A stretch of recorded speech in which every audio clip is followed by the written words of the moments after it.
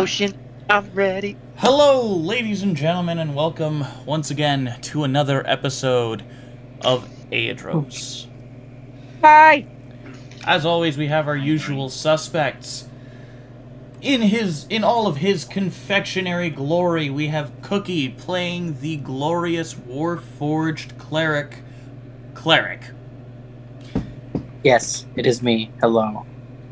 We have Lemmy, the lime green lemon man, playing the edgelord himself with the hat that works in mysterious ways, Grim. Bitchin', how we do?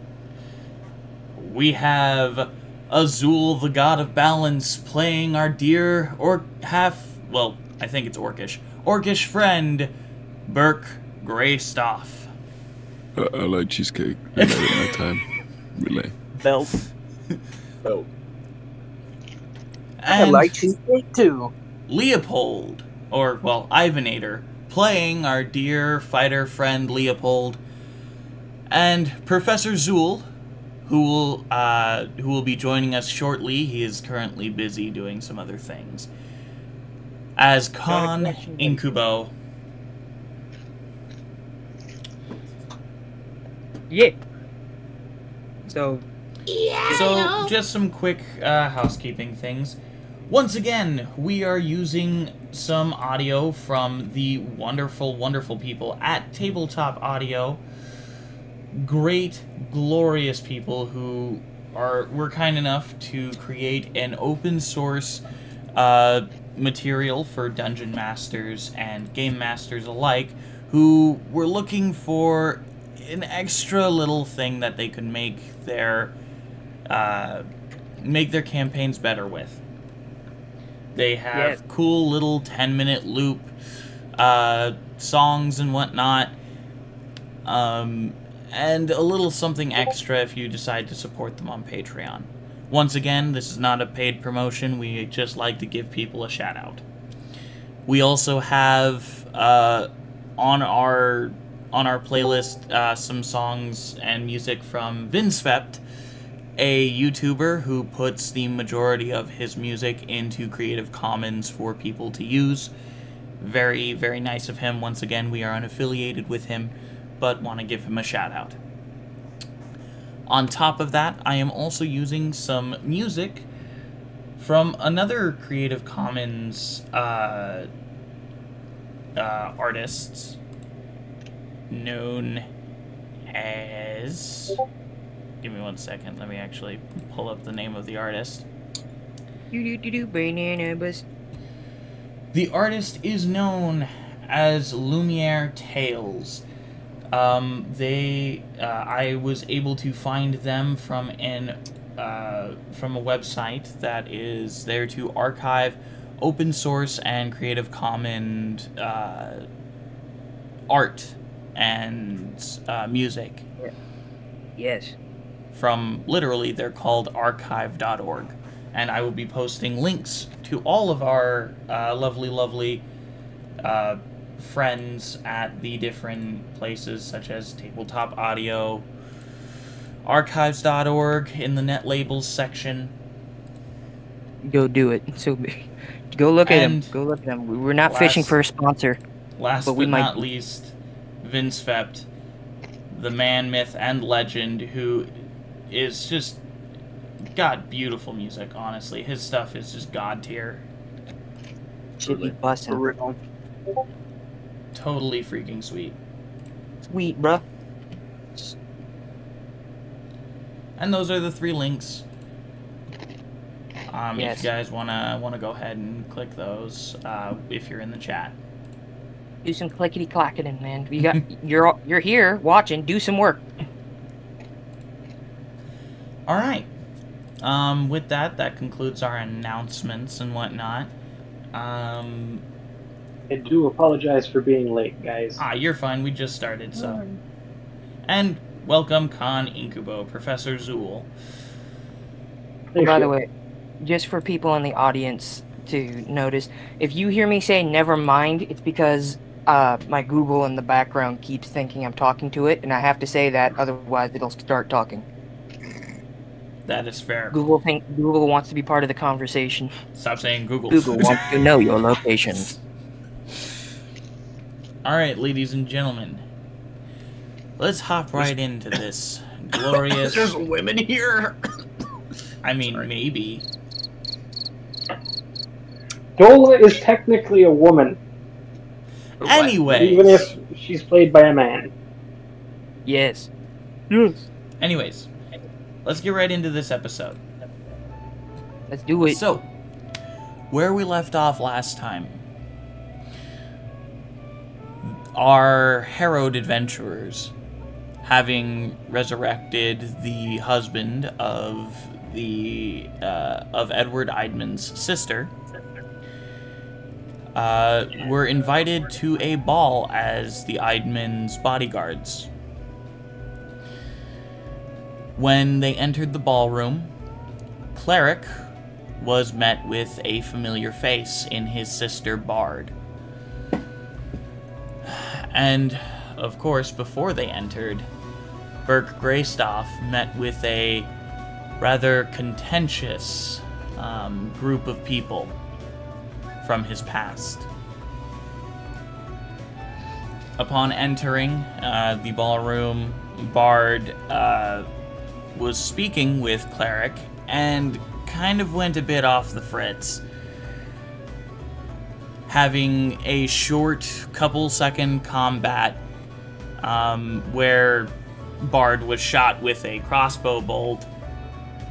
Bard was put to sleep, along with Cleric, by an elven individual who Khan and Burke recognized.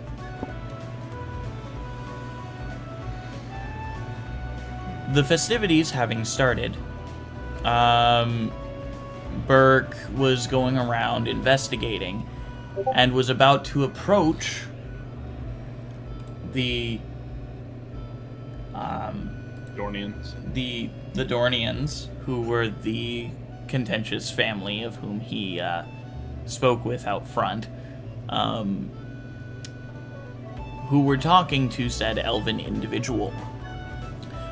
But before he could reach them, he was swept up by Lady Lily Atlier, a white-haired human female with red eyes and a heavy stutter. I thought she was elven. No? Hmm? I don't think Oh. so. I don't think I said elven. Did you? Oh, I don't know. I don't know. Only you would know. I don't know. I thought you did say Elven. This is why we keep notes. Yay! Notes. Moto. Nah, Yeah, she should be human. Okay, whatever. I'll amend my note there. Human. Human elf. What's the difference? A lot. Mostly They're both ear shapes racist, and so not much. pretentious. Pretty much. I was gonna say just ear shapes and how pretentious they are, but dang. That's fair. I, Racism. It's only racist if you're racist to somebody else. Anyways, Lady Atlier revealed to Burke that her father had not left the house in quite a while, and on top of that, was, having some issues with this elven individual who seems to be trying to almost take over their household. sleazy Goddamn. bastard. And it was revealed to Burke that if he had come into contact with this elven individual, that he would have died. On God. On God, for real. I'm the Dawn Father. On Dawn Father. Top of that, a couple of other people learned that, Lord Atlier had not left in quite a while, including Khan Incubo, who had been walking around with Lady Eidman throughout the party. Cleric, having been put to sleep for a bit and getting rather angry that he was unable to defend him and his sister, went off into the woods and had an epiphany. I have an unknown sibling. Yes. Woohoo! So, where we're going to start today is back with Burke. Yeah. Berkey boy, made out of Burke. So, Burke, as you're talking with Lily, you hear a knock on the door. Just a, just a knock. I don't think. Hey, Burke. What's up? I go and open the door a crack. You see Baron Holforth standing at the door. Okay. As he walks in, all right, now let's get that. He notices Lily and is staring at her. Just call me when you're done, and turns around to go walk out the door. Yeah. Wait a sec. Damn. God damn. What? It's not that. We were just having a conversation. Lily, seemingly embarrassed at the comment, kind of stands up, quickly puts the book back in the cubby, and hurries out. Wait, the room. hold on. I grab her arm real quick. She stops, and whips around. Well, firstly, thank you again. And one last piece of information. What was that wizard's name? If you know it. His name is Talsdear. Talsdear. Yep, and I'll put that. Gotcha. No, got a last name or anything, or just Talsdear? Baraven. Baraven. All right. B-A-R. Yep, that's what I thought. All right. Barriven.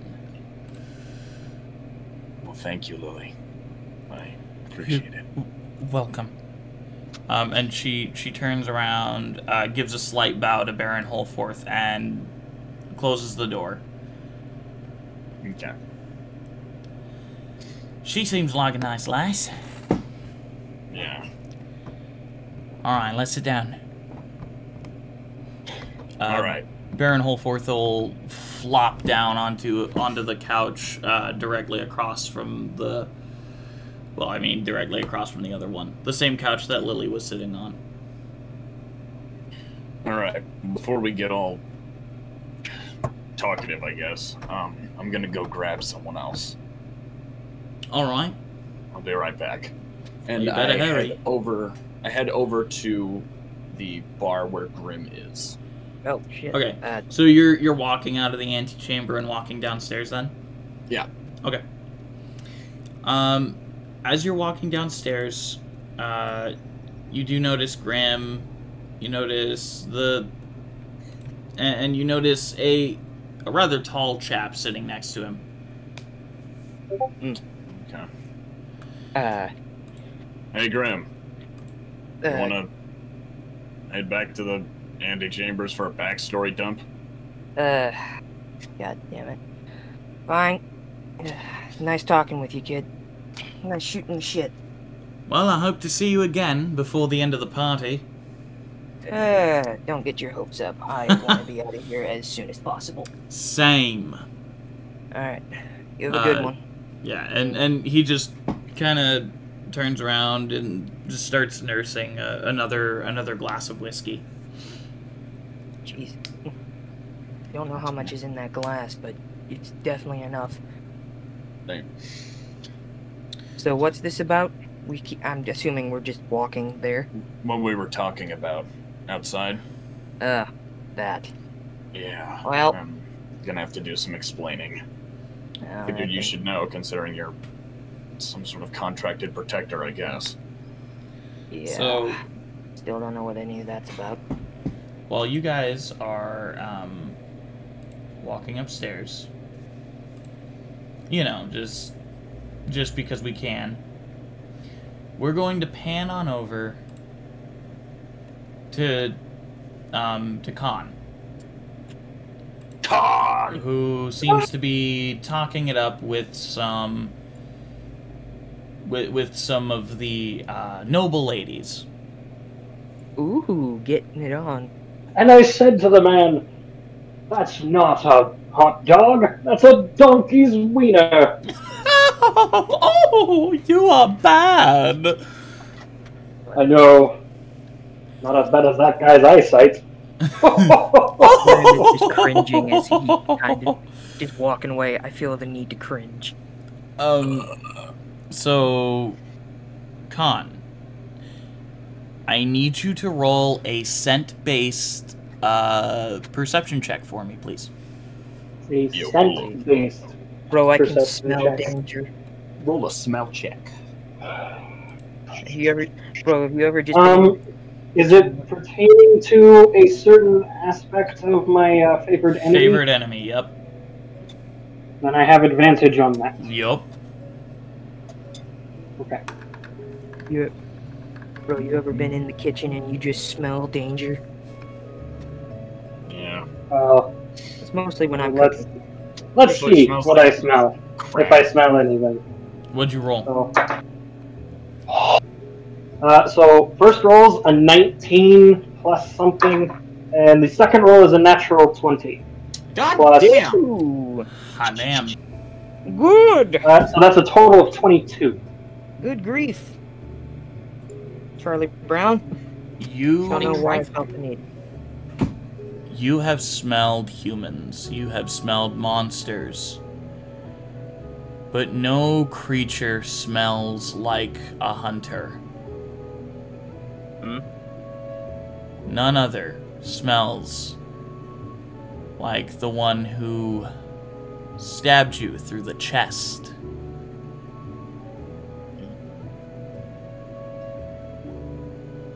I'm not making a joke. As you're talking up these noble women, you hear the click-clacking of armored feet. You smell silver, mixed with the scent of a very... well, they're middle-aged human. Not old, I'm middle-aged. Dude, you're fucking The scent 30. fills your nose.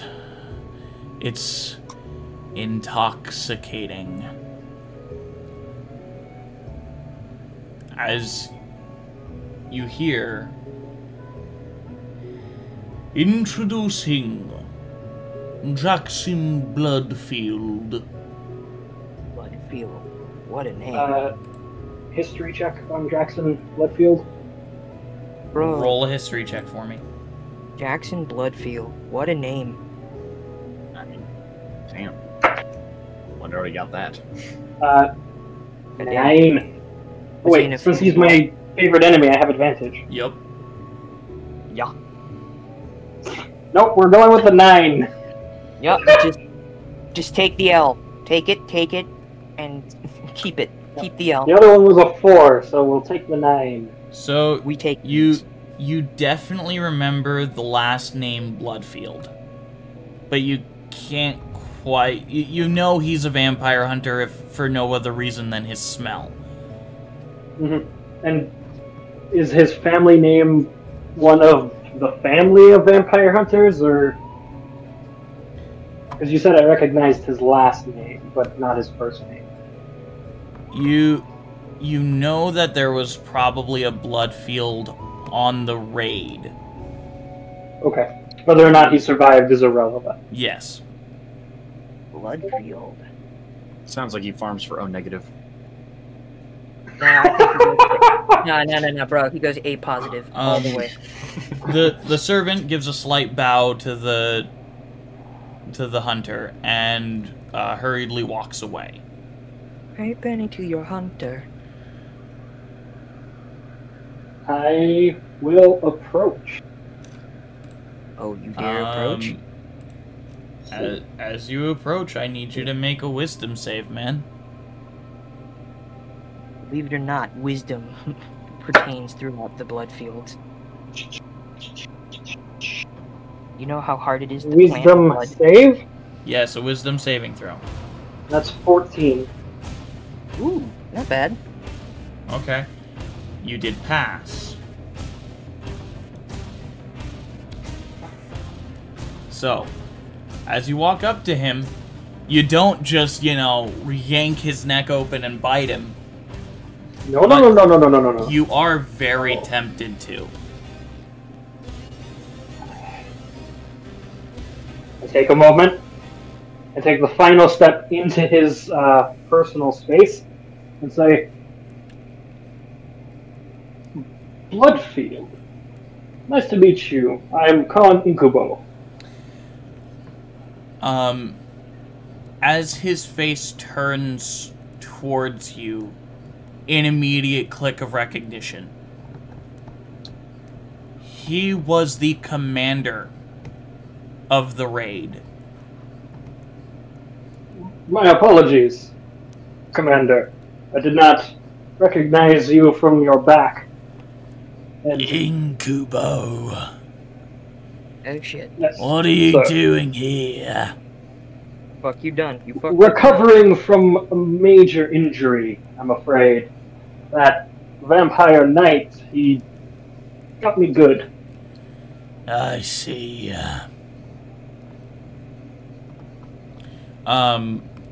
Jackson Bloodfield seems to look about the party. I came here because there were rumors of someone drinking people.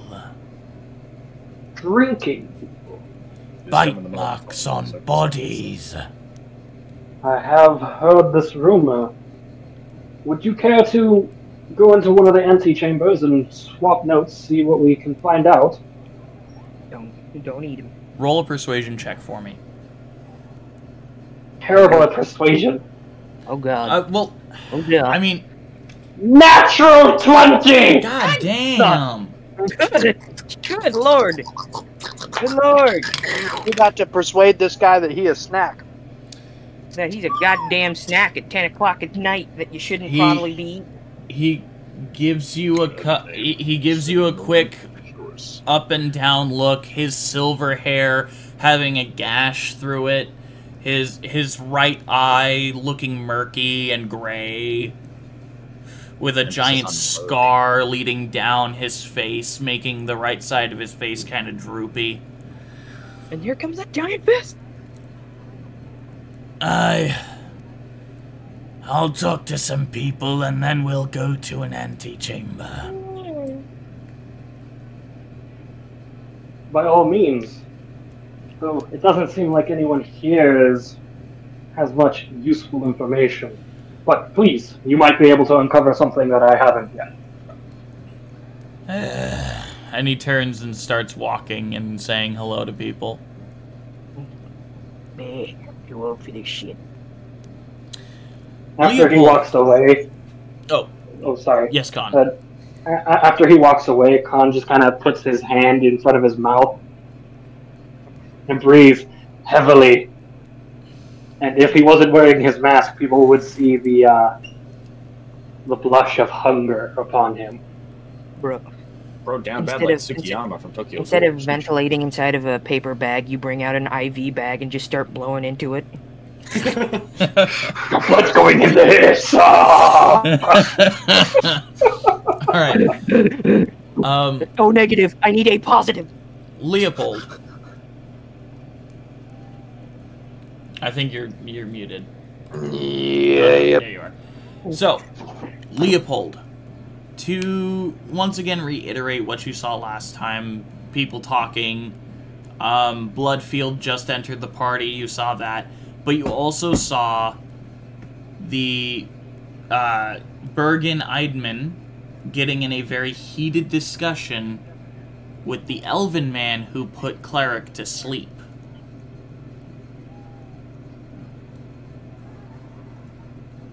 Oh. And their conversation doesn't seem to be very amicable at the moment.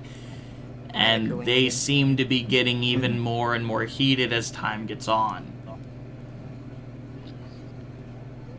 I'm going to keep a good 15-foot distance from the both of them. Alright. They're not being quiet at all. Oh, I understand that. And people have actually kind of started getting away from them as the tensions between the two rise. I figured.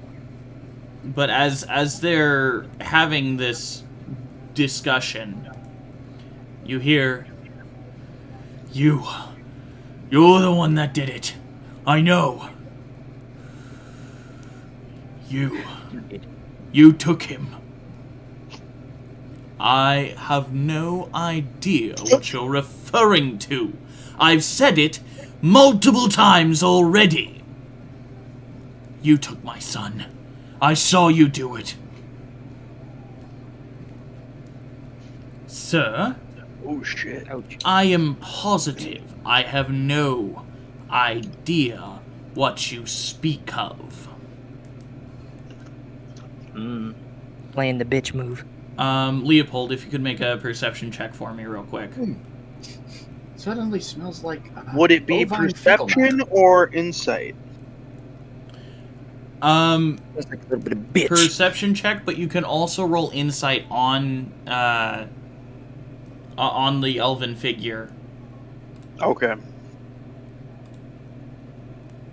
Why do I just realized on my fucking opera there's a thing that says cashback. I didn't know I was paying for this shit. Oh, I can get enable cashback. Hell yeah. Never mind. Alright, Sorry, What'd this you is get? taking so long. My You're phone's good. being stupid. you're good. You're good, bruh. You said perception. That's a 19 for perception. Okay. And then you were gonna And- roll an insight on the elven figure? Yes. Alright, roll your insight. 11. Roll it, roll it, roll it. He's Keep really hard to read. Bollocks. bollocks. But with that, what was it, 19? Yes, a 19. Perception. Mm-hmm. You see Edward Eidman slowly getting closer, his hand on his sword. And you also see one quick movement from the elven man to the back of his robe. Oh shit. It's going down for real. And It is then that I use my action. I dart forward and close the distance between the two. Okay. Do you get in between him and... Yes. Okay. I need you to I roll a am going to dexterity part- check. Not Roll a that problem. shit. Run it. Not Run a your problem. shit. I'll give you advantage Run, because you did run to notice... pocket. I'll give you advantage because you did notice the movement. And you started moving as soon as he moved. Get that bitch. Oh, that bitch. Oh, that bitch. I got a Glock. And roll. Got a Glock in Roll, my damn mouth. you. Roll! Why aren't you using your tangible click clacks? That's an Clickety excellent. clack. Yeah. And use some of them. Clickety clack. That is a dirty 20. 18 Nice. plus 2. Not bad. You interpose yourself between the elven figure and Bergin Eidman. I need you to make a Constitution saving throw as Oh god. Talsdeer touches you. What have you done? What just happened? I need you to Shouldn't make he a make a melee spell attack? I need you to make a con save. Indeed. That's all he said. 17? Ooh. Ooh. Ooh. Ooh. You Ooh. passed. So you only take half damage.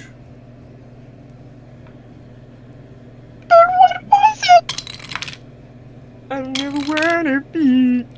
Is this causing a serious commotion in the room? I don't want to die.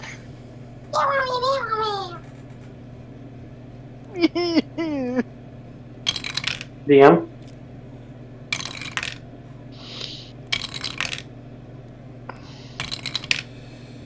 Petra guy? Just give me a second. Okay. Save me, super guy! Alive. No. Jordan! Well, save tree powers activate. Oh my god. You Oh, my take mama. 25 points of necrotic damage. Jesus! And that's 25 half. points of necrotic damage! As a puff of mist emits from his hand. Oh, God. shit. Oh, shit!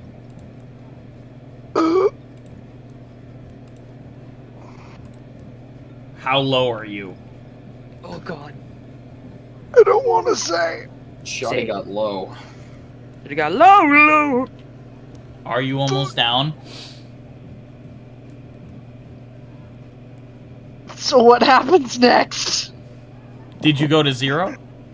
No, Okay. I'm not at 0. How many hit points do you have? My one question is, using a spell attack, did he beat my AC? No, it was not a spell attack. Oh, okay. It was a target, but it was a saving throw spell. Lord, yeah. So, what's your HP? What's your HP? Fellas, Why do you need to know? I just want to know. I want 15 to know. right now. I want to know. Everybody wants to know. 15? Okay. Damn, that shit would have Why, worked. me in why an did you instant. sound so concerned? I'm a fighter, dude. That's true. That is true. I am the squishy. I am on the edge of my seat right now. So, I'm pretty chunky even to- at this level. To tell you, Khan, yes, their fight has been causing quite a stir within the chamber. However, I need you to make a perception check to see if you see the puff of necrotic gas that emitted from him. What? Okay. Is it? Okay. Just perception then. Okay. Okay. I have a quick question. Uh-oh. Yeah, what's your question?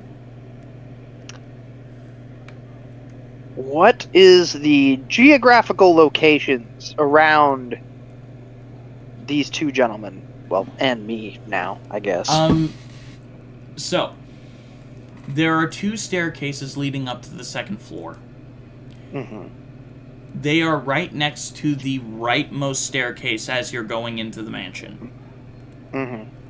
So you see a gargoyle on the banister Yeah. and a stuffed young dragon in between the 2 staircases. It's a red dragon specifically. Stuffed a dragon. I don't know whether that's cool or mean. Obviously, there's a bard in the family. Wait, remind me, where are we? You are in the Atelier Mansion. Oh. Oh. I guess they took Wolfwood's drink. Okay.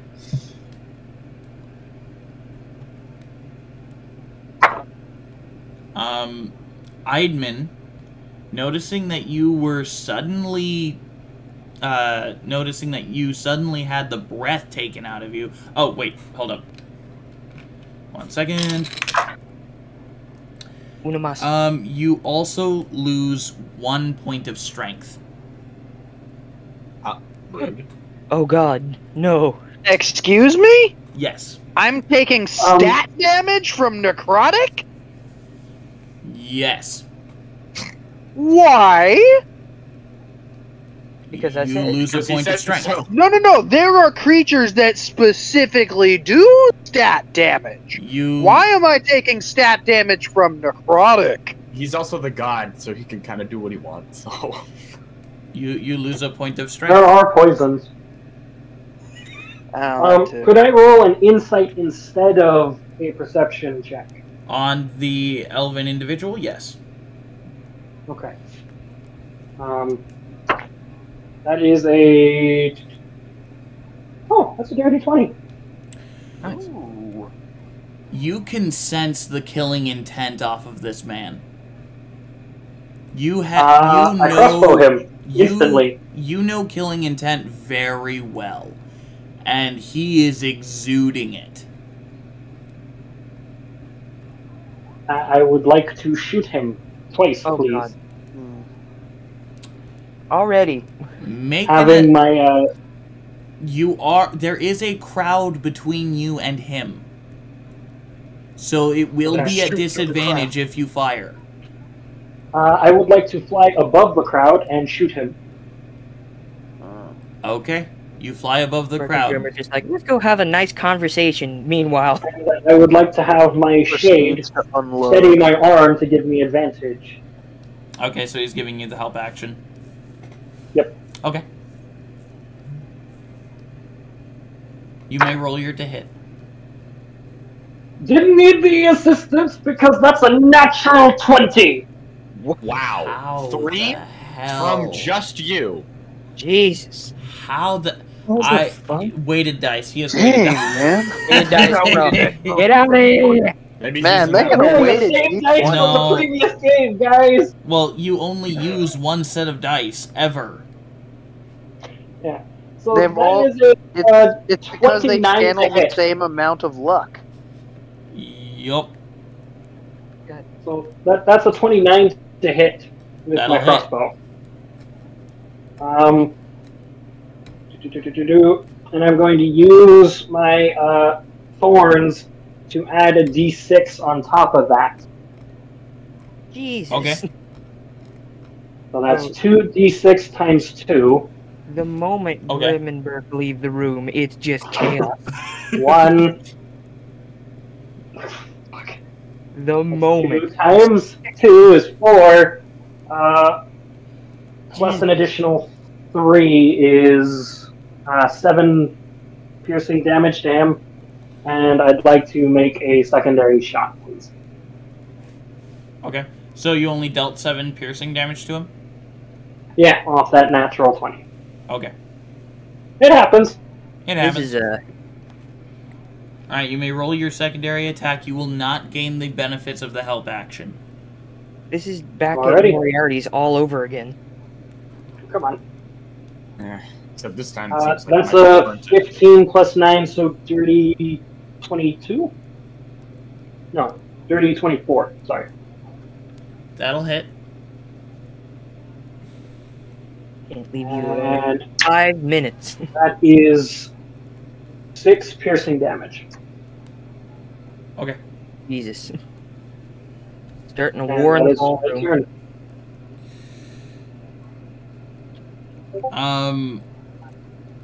So Leopold, you've just been hit by a necrotic puff, and you feel weaker. You see Khan Bro hit him with a boot. fly into the air and start shooting at the elven man. Mm-hmm. Oh god. This is... What This are is, you doing? Good lord. I mean, to be fair, he did start it, but come on.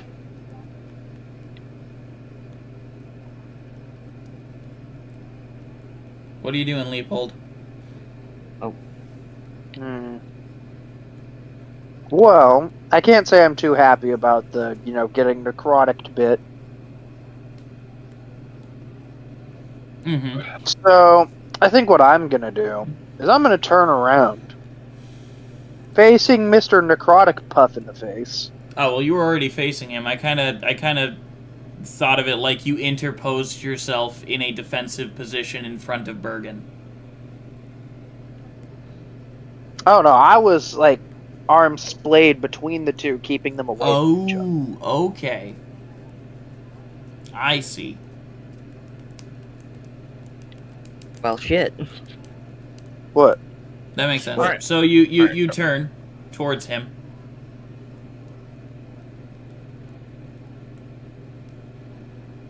And What you doing, Leopold? What you doing, This man? man just tried to kill you. I don't think he was aiming for me. I think I just got in the way. A, do an inside spit check. his Tried to kill face. you. B, kick his nards. C, smack his face. D. D, run away. D. Gerundayo. Pull a Joseph Joestar. GTFO. The old Joestar technique. I'll give you a couple of more seconds, Leopold. 1 second. I'm sorry. A. Kick him in the nuts. B. Kick him in the nuts. C. Twist his Kick dick. The old dick twist. The old dick twist. Twist. C. Kick him in the balls. Twist his dick. I'm gonna use one of my superiority die to make a trip attack. Okay. You didn't hear that. You may. It's a contested thing, right? Add a superiority die to the attack's damage roll. If the target is large or smaller, it has to make a strength saving throw. Okay. On a failed save, the target is knocked prone. Okay. So, Well, so much for peaceful Does a 17 negotiations. pass? let's find out.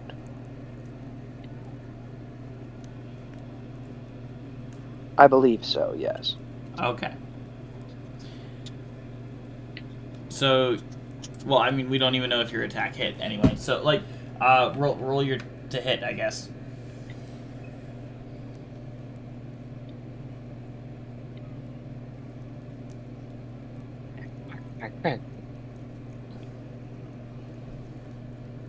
That's a nat 20 for 24. It hits. It hits. Both of you with the nat 20s. Good for you, but Jesus, so much for peaceful negotiations. The negotiations. All right, and then Peace was never an option. what's the save on your trip attack?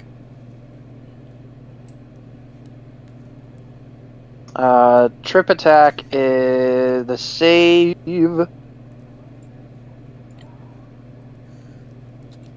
is my strength or dexterity plus my proficiency modifier plus 8. So what does that come out to? 2 plus 2 plus 8, so 12.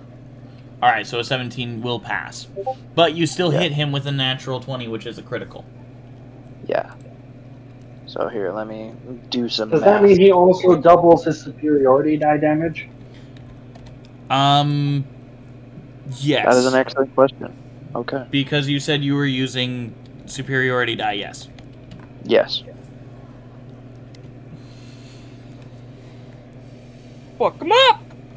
1 second. Sir. Yoda. Yeah. Oh. Okay.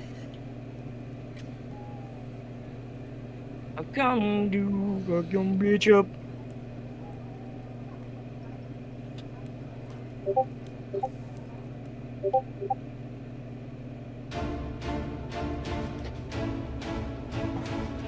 Bring on the pirates. All right. So Um, as you go to trip him, you notice is- that his feet are floating above the Okay, ground, I turned that up too much. I can't. and you are unable to trip him. Dang, tried to sweep the leg and it didn't work. Sweep the leg. You get stuck. However, how I much didn't damage did sleep you the do leg, again? but I still slept. How much damage did you do again? Total of 13. 13. Oof. Instead of, imagine if you roll a nat 1, you just stub your toe. Sweep the leg. Ah, fuck!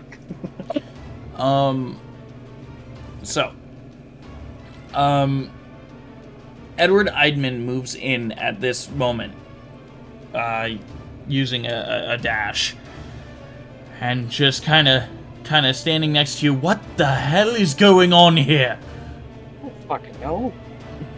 As I'm not here. as Eidman's turn is over, the elven man will reach towards you. And are you wearing metal armor? Yes. Okay. Oh god. Well, partially. Fuck you and your shocking grasp. No, I think... No, Will a either that or 22 hit metal. you? Will a I'd 22 like hit to- you? Depends on for what. For a shocking Is it grasp. a melee attack? It's a melee spell attack.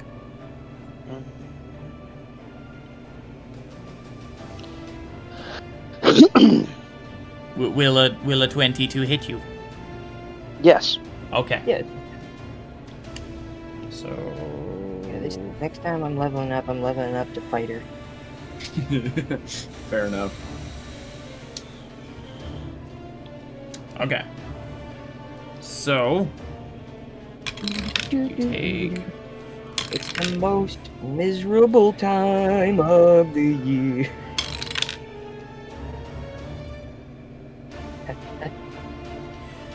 You take 13 points of lightning damage as he reaches out, puts his hand on your chest plate, and you feel this electrical energy surge through your chest plate throughout your body. Didn't you say you only had 15 points of health left? I'm gonna use one of my superiority dice to parry. A platypus? God damn it. I'm... A platypus? When another creature damages you with a melee attack, melee spell attack, you can use your reaction to expend one superiority dice and reduce the damage, by a number. Yes, yeah. Yeah. Yeah, you can do so.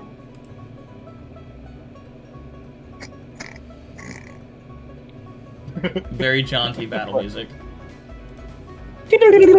We're fighting in the country, boy! Let's go! We're gonna have a barn brawl! Woo! I call eating the farmer. Oh my god. 6. How much did you say? 13 damage. Touch me, their souls! It was 13.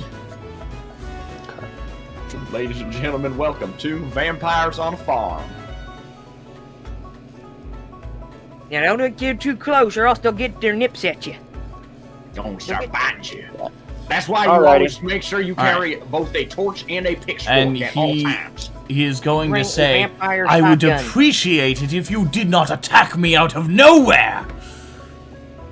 As he is going to, What is your spear made out of? Wood shaft, Okay, wood metal shaft. head. Okay. That's Okay. Cool. Just I got a wondering. wood shaft. He's It's actually a crippling medical condition. gonna quicken spell and shock and grasp you again. Jeez. Quicken spell, isn't that like a sorcerer thing? Yes, I believe so. This bitch a sorcerer. Yeet! Does a 19 hit you? Just barely. Okay. Just barely. Didn't you say you only had 15 points of health left? Did Well, shit. Well, how much damage did he do? 7 damage from the second shock and grasp. But he didn't hit the first one. No, he hit the first one. Oh, he did hit. Dead. Shit. Up or down, Leopold? 7 damage Up to or you. down, Leopold. left or right, man. I'm still up. You're still up? Ow. I'm still up. Nice. Alrighty, Con. Well, actually, at this point, let's roll initiative. Oh, God. We're all rolling initiative? All of us? Nope, just the Cameo. one, just the ones on the floor. I feel like it's Alright. pretty freaking loud, though, so we're gonna hear it at some point. You'll hear it at some point. But not right now. You'll learn them when you're older. But I wanna learn now, Alright. Fucking damn it, Mom. Why do you always gotta ruin my fucking plans? You can look up titties on the internet when you're older. Look up titties when we get back home. Titties at home. Can we go to... Mom, can we stop at Hooters? No, we have Hooters at home. Hooters at home. It's just Barbie dolls with, like, extra cloth in their bras. You people. This is great shorts material.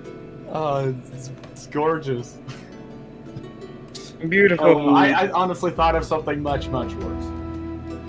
I've given the roll to my initiative roll. Are you ready for it? Are you ready? Give me 1 second.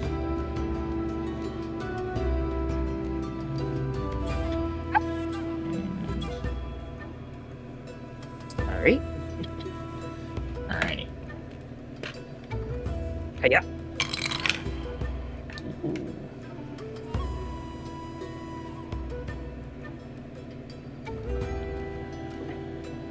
Con, what did you roll? I got a 13 for my initiative roll. Okay. I'm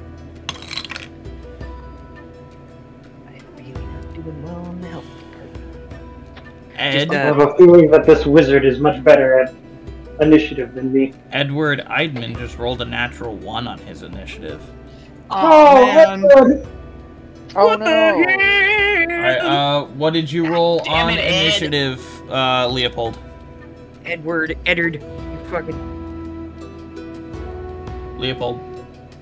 1 second, my phone is being stupid right And now. that's why you use tangible 13. kickbacks. What did you get? What? 13. Okay. So, Not terrible, not great. You have a choice. Right, You okay. can do bros moves with Con, or you can choose by who has the most, or by who has the highest initiative. Bros move. Bros moves. Obviously. I'm good with bros That's moves. it is the most objectively awesome option every time. All right. For those of you who do not Question. know, when my players advances. roll the same initiative, I allow them to choose between taking the higher initiative or going on the same turn so that they can coordinate their attacks better. AKA bros moves. AKA bros moves. Damn it. Alright, what were you gonna I- ask on? Yes, this is a little bit different than how the spell works, but because it's a bros move, I wanted to get the okay for this just in case it's not okay. I would like to, as soon as Leopold stabs the guy, cast Hunter's Mark and see if I can add a d6 to Leopold's attack. For bros moves, I'll allow it. And do you mean his damage? Yes. Yeah. Sorry. For I meant bros damage. moves, I'll allow it. If that Thank is you, what Liam. Leopold. I really appreciate that. Yup. I just imagine as soon as Burke and Grim leave the room, Grim just gets like just like a shudder. It's just like, I feel like something bad's happening. I feel like something. Suddenly gets a shiver down his spine. I feel like there's a fight happening without I us. feel like they shot someone. I feel like they shot. Yeah, I was gonna say. I feel like they shot someone again. I pull out the pack of cigs again. I don't know why I have these. I didn't even know we had cigarettes in this time. I allow it. They have tobacco. They have cigars. But do they have Oh. Newports? Yeah. Well, Not Newports. Not Newports, but you know. They got Like cigarettes. Camel. Specific. They got Camel. Yeah. Alright, just the swishers. God damn it. So Leopold, Please you want don't to make an sponsor us, attack and cigarettes. I'll... We don't want to be sponsored No. by you. Yeah. No. Those are the only brands I know. I mean, of course, I'll add nobody a can deny the sweet D6 sucking to that taste with of that. swishers. Amazing Hunter's Mark. Oh. Okay. Oh. So what did you, Leopold? You're attacking, correct? Yep. What did you roll to hit? It's an excellent question. That's an excellent question that I choose not to answer. What I'm going to do first, though, is I'm going to use my bonus action to do an action surge and regain 1d10 plus my fighter's level in health. And that d10. I was fairly certain action surge is technically a free action.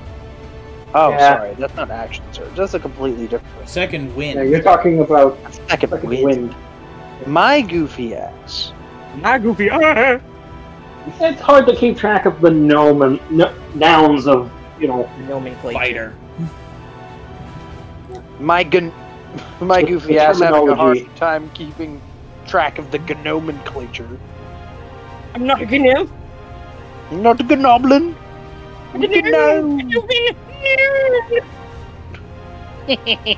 Anyways, yeah, so I'm gonna do that first and regain possibly 4 to 13-ish health points.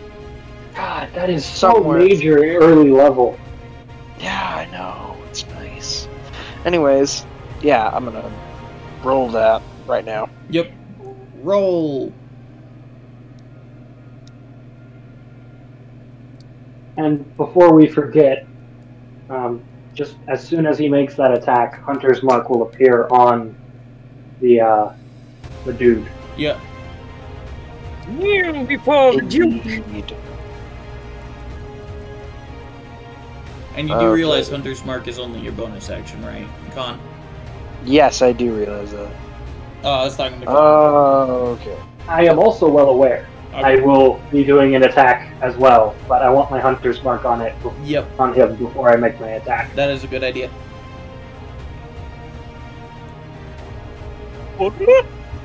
Alright. I rolled 9 on the dice, so that's a total of 12. For your HP.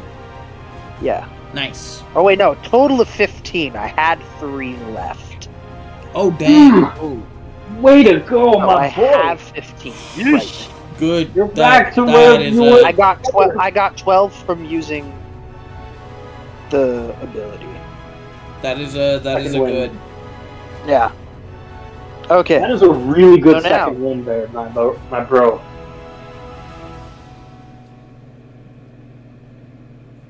Yes. Alright, Leopold, what you doing? Well, do you have any ideas, Con? Well, he's Hunter's marking him as soon as you attack. And I'm allowing it to deal an extra d6 of damage on your attack.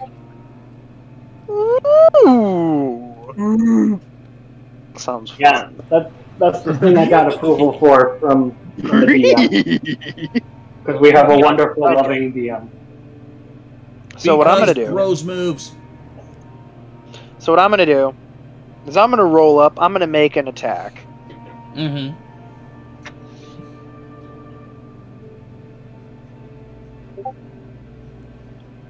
Well, shit. And I'm gonna say this in terse, short sentences. I'm gonna say, "Oh, you don't like me attacking you, right? Well then, what was that earlier?" As I punch him right in the face. Okay. What a burn, my friend. Roll, what a roll burn. your unarmed Oh, yeah. strength. What a diss, my man. My man. You got the Riz. Roll your to hit. A Rizzler. That doesn't hit. What'd you roll? Roll a 10. Oof. Yeah, No, it doesn't does hit. not. So as you go to attack him with your fist, he kind of just dodges to the side. Khan, make your attack with your crossbow. At advantage because of my great, glorious shadow. Okay, you're making your shadow do help action again. Okay. Yep. I've been getting paid for this. It's the shadow stuff. Oh, no! No! The dice! They're running away! No! Oh, shit! You know what? Shit. You know what? Fuck it, second wind. I'm gonna fuck his ass up. You mean action, Action surge? surge? Yes. Fuck his ass. I totally didn't mess those two up in real life. I totally didn't do it. Well, I'm gonna fuck you in the air.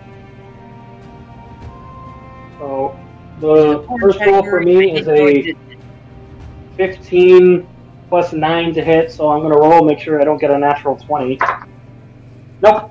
We'll go with the 15 plus 9 to hit, which is a dirty 24. Yep, that is a 24. And I'm using my ability. So it'll hit. Nice. So I'm using my ability to add another d6, because I can do that once each of my turns. It's like a free sneak attack. I've been with a man. Nice. Had his tonsils. I'll use. Why? Why would you quote the live-action Grinch? So I will be doing 3d6 plus 3 damage to this Did you do that? wizard. Okay. Motherfucker. I will never. First roll's a 5. Plus 3 is 8. Mm-hmm. Plus 4 is 12. Plus 2 is 15 damage from one arrow. 15 damage. Dang, that's a hefty sum. Hefty son. Picked up my son today. Nicole, you said you were action surging? Leopold? Yeah, he's action surging so that he can attack again. Yeah. Punch him, dude! Punch him! Oh no, I'm not gonna punch him. You may roll your Put your hit. dick into it. Full dick. Full dick. All ball, full dick. Get in it. God damn, bro. You gotta use the full shaft.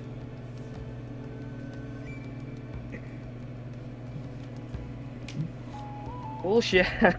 No. That's an 18 to hit. That Full does shaft, not no hit. paint. Oh. That just barely misses. That just won't do. That's okay. It just won't do. I'm afraid. It is now Edward's Mage armor wearing fuck. Is it alright if I point something out first before we Yes. change over? I'm gonna use my last of my maneuvers Uh-huh. and set it up for riposte. Okay. Could you And tell me call what it riposte does real quick? When a creature misses you with a melee attack, you can use your reaction to expend one superiority die, reaction to expend one superiority die and make a melee weapon attack against the creature. If you hit, add the superiority die to the weapon's damage roll. Okay. Okay. So it's basically a held reaction. Okay. Yeah. Yes, It essentially. is Edward Eidman's turn. And Dudes, you don't have to call that one out. It's a reaction, so you can wait until he hits or misses, and then use that as a reaction. he has to wait till he misses. But yeah. So War of the Nerds. Edward Eidman is actually going to move his hand away from his sword. Where'd Claire go? I don't know. He went to go get his oil checked. He'll show up, I'm He'll sure. show up, yeah. Alright, so Edward Eidman is going to move his hand away from his sword, and Leopold, that's when you notice that his hands, they aren't gauntleted. They actually have red stained gloves on. Oh god. Oh no. And he's going to make an unarmed strike against Talsdeer. Talsdeer. Which it's a natural fucking 20. Why? God motherfucking dang. Well, the tables have turned, and the turns are tabling, and the table turns and turntable. So Yes. give me 1 second. Full table. Full table. Gotta look Charcuterie at board. Charcuterie. Charcuterie board. Coochie man. Let me Okay. get a piece of that charcuterie board. Alright. Want to see the So, fruits? 5, 6, 7, 8, 9, 10, And he's back. 11, 12, 13 damage from his unarmed strike as he wheels back to attack him with his other hand. So, 1 second. Come to fuck you.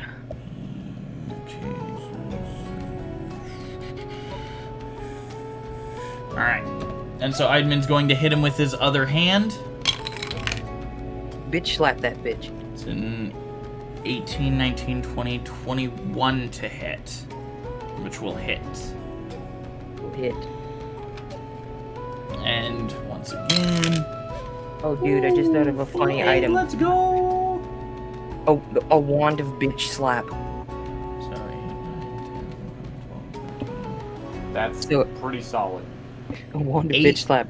18 damage. 18 damage from his second strike. Dude. Wand of bitch slap is just like a spectral Will Smith appears and smacks you in the face. Keep my wife's name out your fucking mouth. Keep my caster's name out your fucking mouth. Alright. It is now the elven figure's turn. He is looking rough. Especially after those 2 hits. Like goddamn.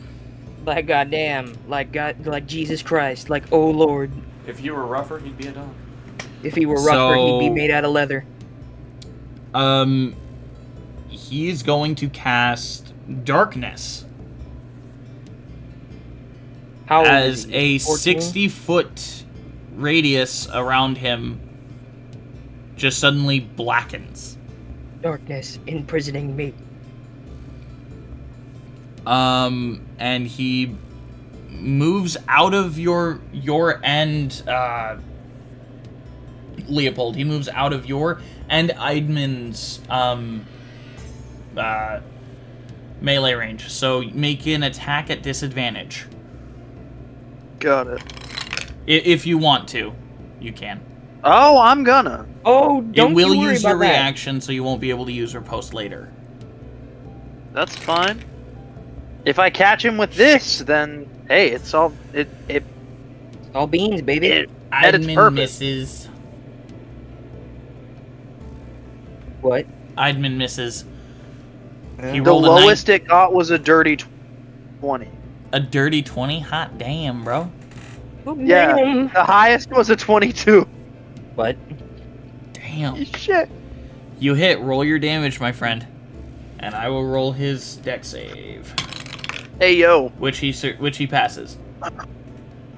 Hey yo, bro. It's not. I'm gonna keep it real with you.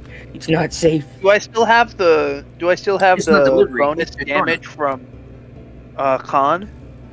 No, that was for the first attack. Aw. Damn it. Oh, that's okay. Honestly, he was being very lenient to give us that much. That's fair. That's fair. I was just asking. I didn't know. All right, how much damage?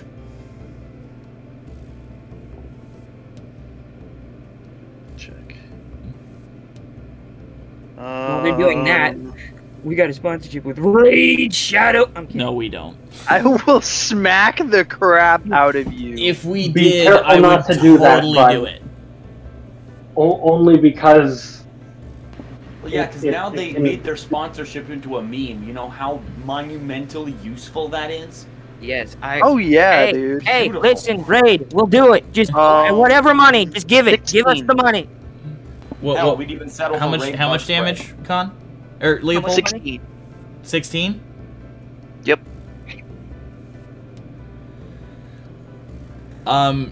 As you hit him, the darkness dissipates immediately as you see him falling, and then a sudden flash from his body as a death ward goes off. Oh, I killed him. Leopold really just hit the Counter-Strike 2 smoke effects. He is down, prone, as he then quicken spells again, and you hear a sucking noise as he is gone.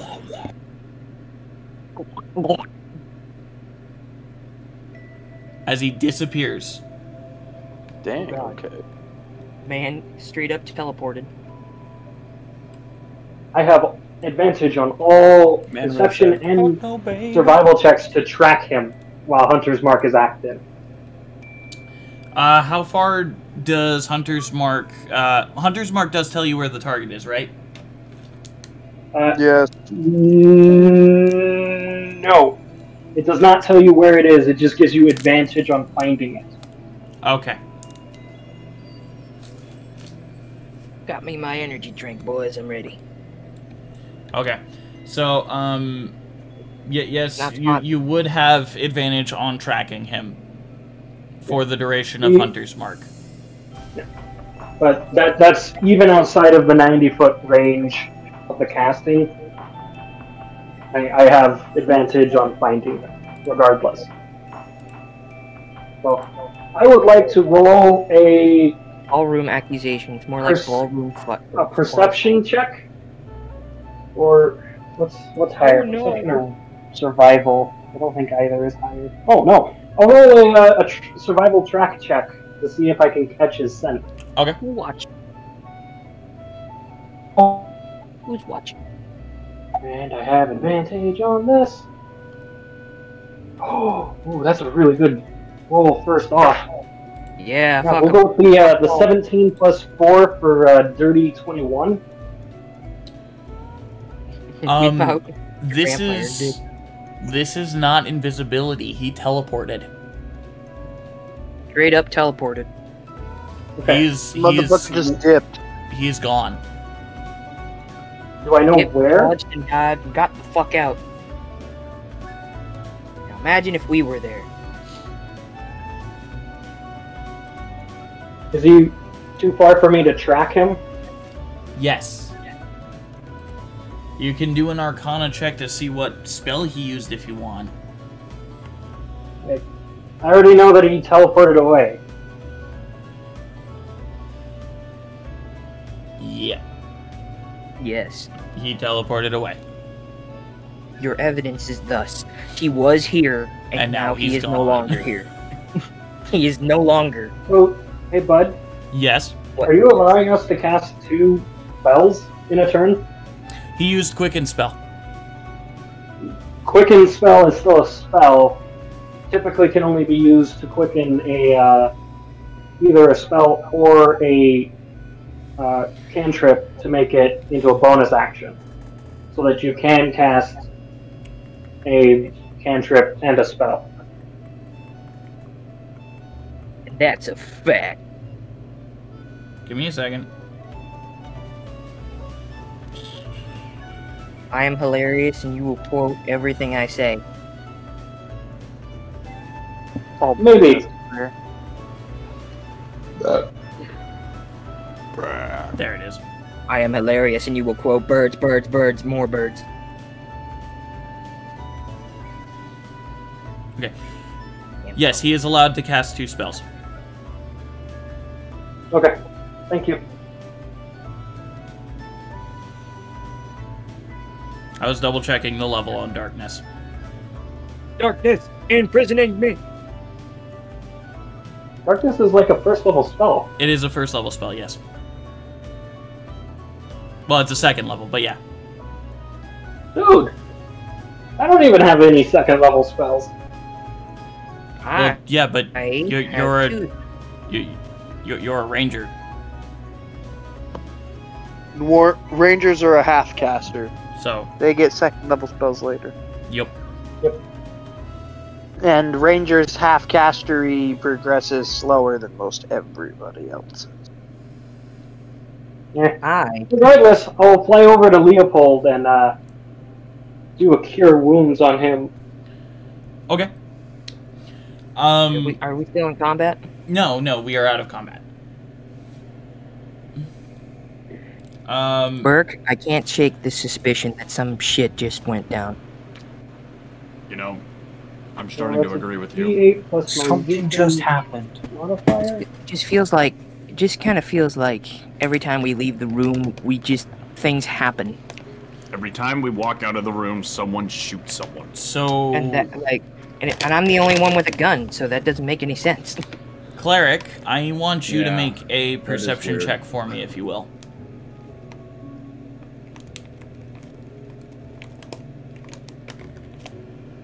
Cleric? Leopold, You're muted, get Cleric. Cleric. Earth the cleric. Somebody fix his fucking micro. Somebody go out there. His antenna is broken. Go waltz all the way out there to.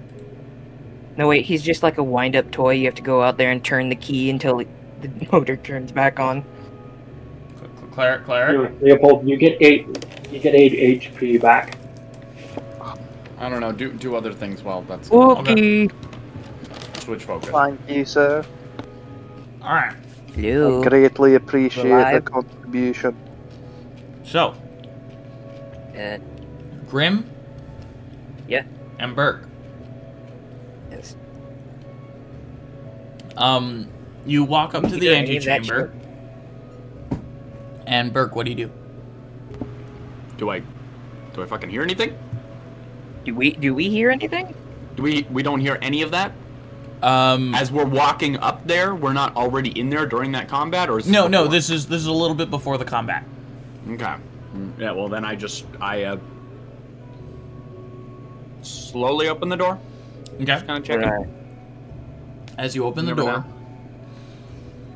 Baron Holforth is sitting there in the exact same position as you left him. Shoot him! Okay, yeah. Alright. Don't tempt me. So you brought a friend. Okay. Howdy. Yeah. Apparently he's, I'm under contract. yeah. Alright, So I alright. figured I'd, let him in on it, so. Where do I? Can I do like a perception check on what this place looks like? I don't actually have a good idea of what this place looks like. You don't really have to make a perception check. There are 2 bookcases lining either wall.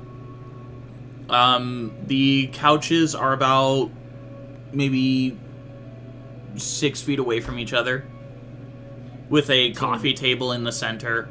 There is there's a back wall that has a giant stand-at window with a balcony to it. Is there a fireplace in here? There is not. Alright. Grim just kind of looks around and just like, who needs this many books? I don't know. Ah, you Nobility see. likes to show off their shit. Yeah, exactly. No, to nobles, books show a type of knowledge. Self-importance. Yeah, that too. Good morning, everybody. Today we've got something a little bit special for you. What the heck? Last night, Who the fuck are you? Get out of here! Get the fuck. That was so weird. Hello, everybody. My name is Mark. God damn it. Grim, kind of like, can I see what the seats are made out of? Like, what kind of material they're made out of? The couches are made out of wood and velvet. Cheap. Very, bastards. very plush velvet. Plush velvet. Oh, it's just like the kind that it's like the grandma's house where where you're not allowed to sit on it. Kind of, yeah. Rich people on their stupid fancy couches. He just uncomfortably sort of sits down, just like. You can see that he has a great disdain for the rich for the rich life. As you sit down, Baron Holforth will lean forward. So, he'll look over to you, Grim. I'm Andrew Holforth, Baron. He'll reach out his hand for a handshake. Grim hesitantly does it, but does eventually grab his hand. Most people call me Grim. Well, you're an awfully grim fella. I get that a lot. You're not the first to make that joke. And Well, that makes me kind of sad. Alright. Most of the time, it's not very creative. And No. you know him. Let's get down to business. Burke, what the fuck happened? Alright. Where do I start? Well, to preface for Grim, this happened around 3 years ago. Yeah. somewhere back then. What happened exactly? So, I was put in charge of guarding a boy. Kid we saw earlier? Yeah. Well, no. Yes, sort of. Basically, long story short, I was put in charge of the boy, and I failed to protect said boy. And I was away from him for what only felt like a little while. It wasn't that long. But when I came back, he was gone. And there was this damn changeling in his place.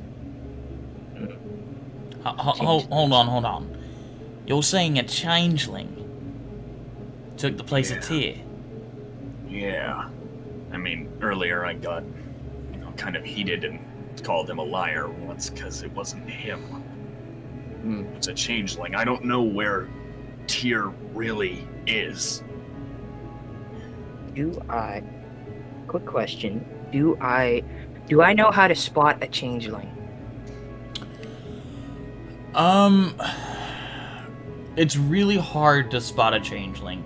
Usually you have to know the person in order to be able to see the changes and, actually understand how the person is different.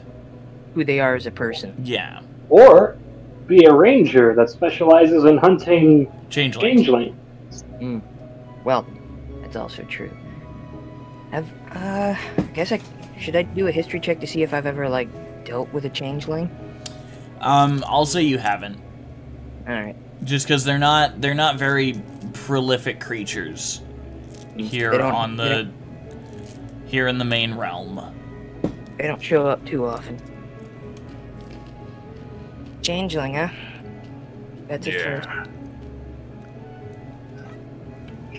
All sorts of creatures. I don't know what goal he had. I'm still foggy on that. Oh. All I know is that Tyr's gone. I failed. He took his place. I obviously couldn't take care of him then and there because he morphed into Tyr. If anyone saw me attacking him, they'd think even worse.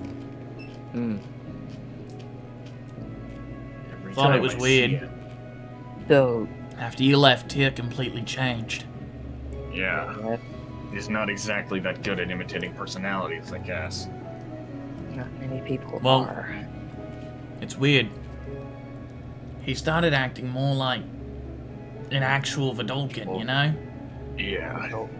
Tyr wasn't one to be that way. He'd always been very forward with his emotions. He didn't suppress them very much like others. Puberty, maybe? I don't know much about Vidalcans. Honestly, it was just him. Every other Vidalcan I'd ever met, which is just to say mostly his parents and I think a few others in passing. Some of his relatives as well. All of them. Straight-faced, deadpan. Very, very... never really show their emotions. Good way to hide. Never show your emotions. Never let anything go. Maybe the changeling's being a bit more protective. Yeah. Covering it up as a Vidalcan trait.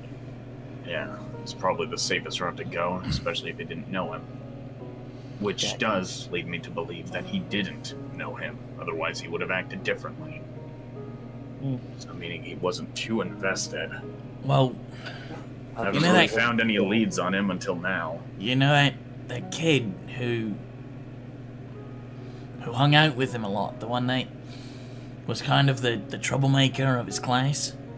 Considering he turned up, what was it, missing or dead? Dead. Ow. Did they find a body? Aye, they did. It took a while to, actually identify.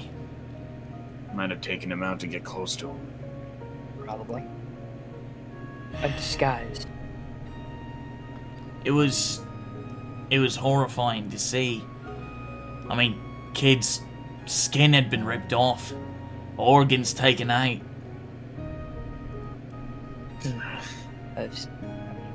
It's like he was part of some fucked up ritual. Wait, A ritual? what? Well, I mean, Grim is like, his eyes have slightly widened and is looking daggers at this guy. What did you say? What happened? well, the way he was filleted and the way his organs were taken out,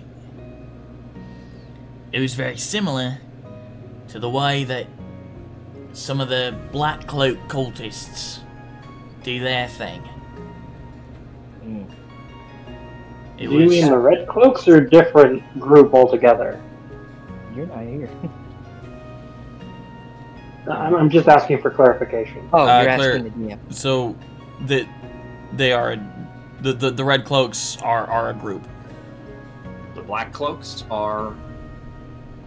You can ask him if you want. Okay. You can. We're the Black Cloaks, then. They're a sect of that weird demon lord cult that, you know, wants to revive the demon lord and his general Ritterthune. Let me ask you a question.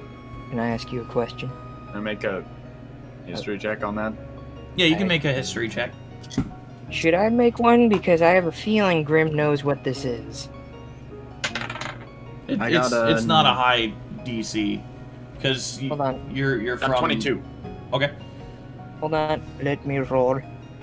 History +1. It's not high. Ooh! What'd you get? 17 + 1, 18. Nice. All right. So, both of you know from basic history, there was the Demon Lord, and then his prime general, a Death Knight named Ritterthune.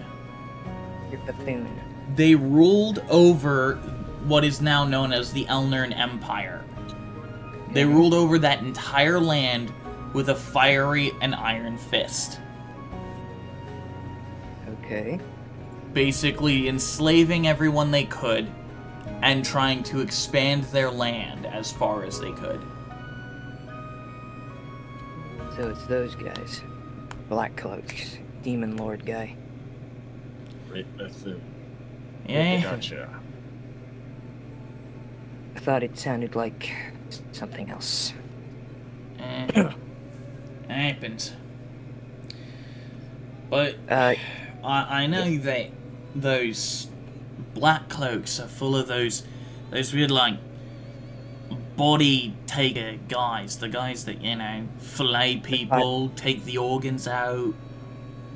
The Five Fingers. Well, no. Hmm.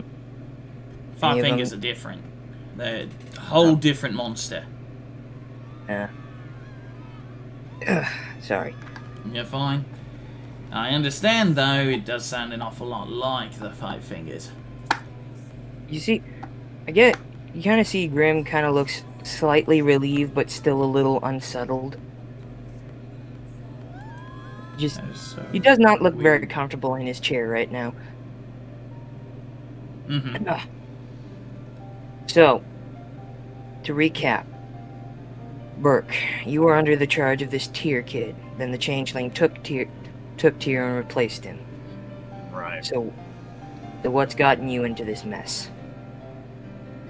Just that stupid changeling, and can't really tell anyone else about it because no one would believe me if I don't have any proof. He started avoiding Tyr real hard around the time that he said that a changeling took him. Of course, the Mr. and Mrs. thought that he was just angry that Tyr finally started acting like a real Vidalcan. Yeah. We never really saw eye to eye. You see, Burke liked nurturing his loving and emotional nature, while his parents admonished him for it. I know something about overbearing parents. So when he started acting in line, They thought he was just the golden child again. Yeah, for the first time, yeah. I'll tell you, that kid was a mischievous one. But he was a good kid. He was. And he still is. He's just out there somewhere. Wow. I haven't been able to track any of the leads at all. Not even in 3 years. Quick question, DM. Yes. Have I heard anything from the contractors union about someone like by Tyr's description, or like a contract for his search? No. You haven't really heard much about nobles from this side of the world. Well, from this part specifically from the Ikber collaboration front. Right.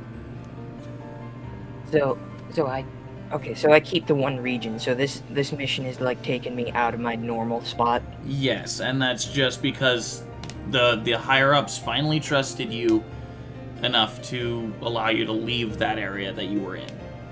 Whoever the fuck they are. Well, I wish I could be more help, but I'm not used to this region. I usually work down north, south. Which direction?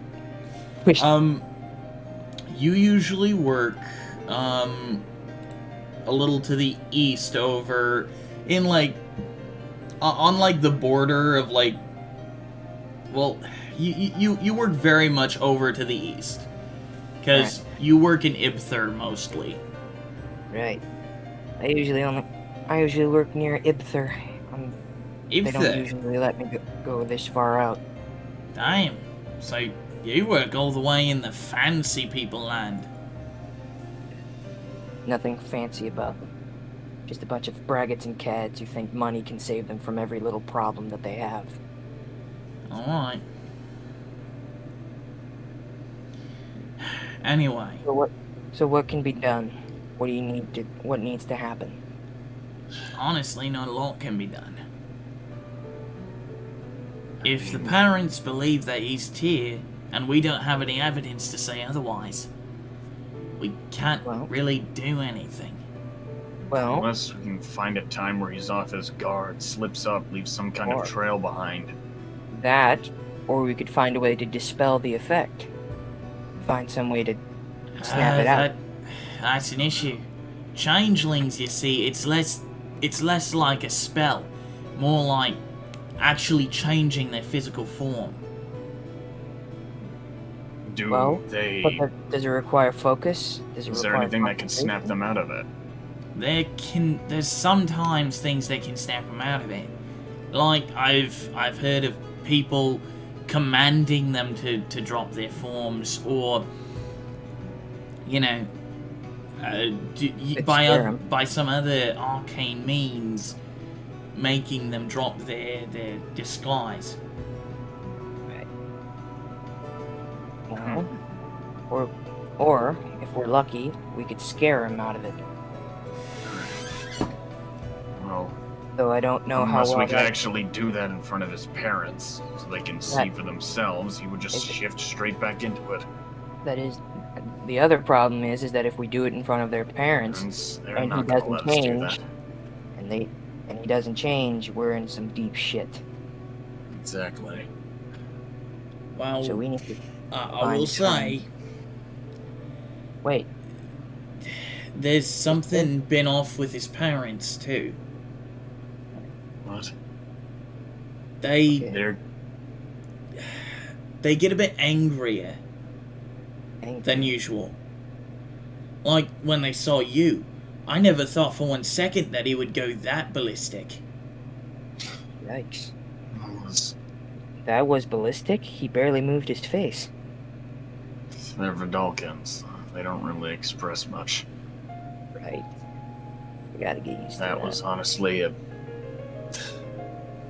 that was an anomaly in itself. Yeah. I'd never seen him like that. I do have one question. What? Is there Is there any other way to detect a changeling, like their blood? Is there anything magical about them that can be detected? Generally, a changeling's blood is different, but it's blue. And, unfortunately, from a Vidalcan, the blood is blue. It's blue, right. Shit. Man, he picked a pretty good form to change into. Yeah, it's pretty foolproof, if you ask me. Unless you were able to identify the blood. Yeah, and, I mean, maybe there might be a difference in viscosity, but, like, it would be so minuscule, it would be like comparing one person's blood to another's. It is like fine wine. Khan just floats up and then floats back down. I got too drunk, my friend.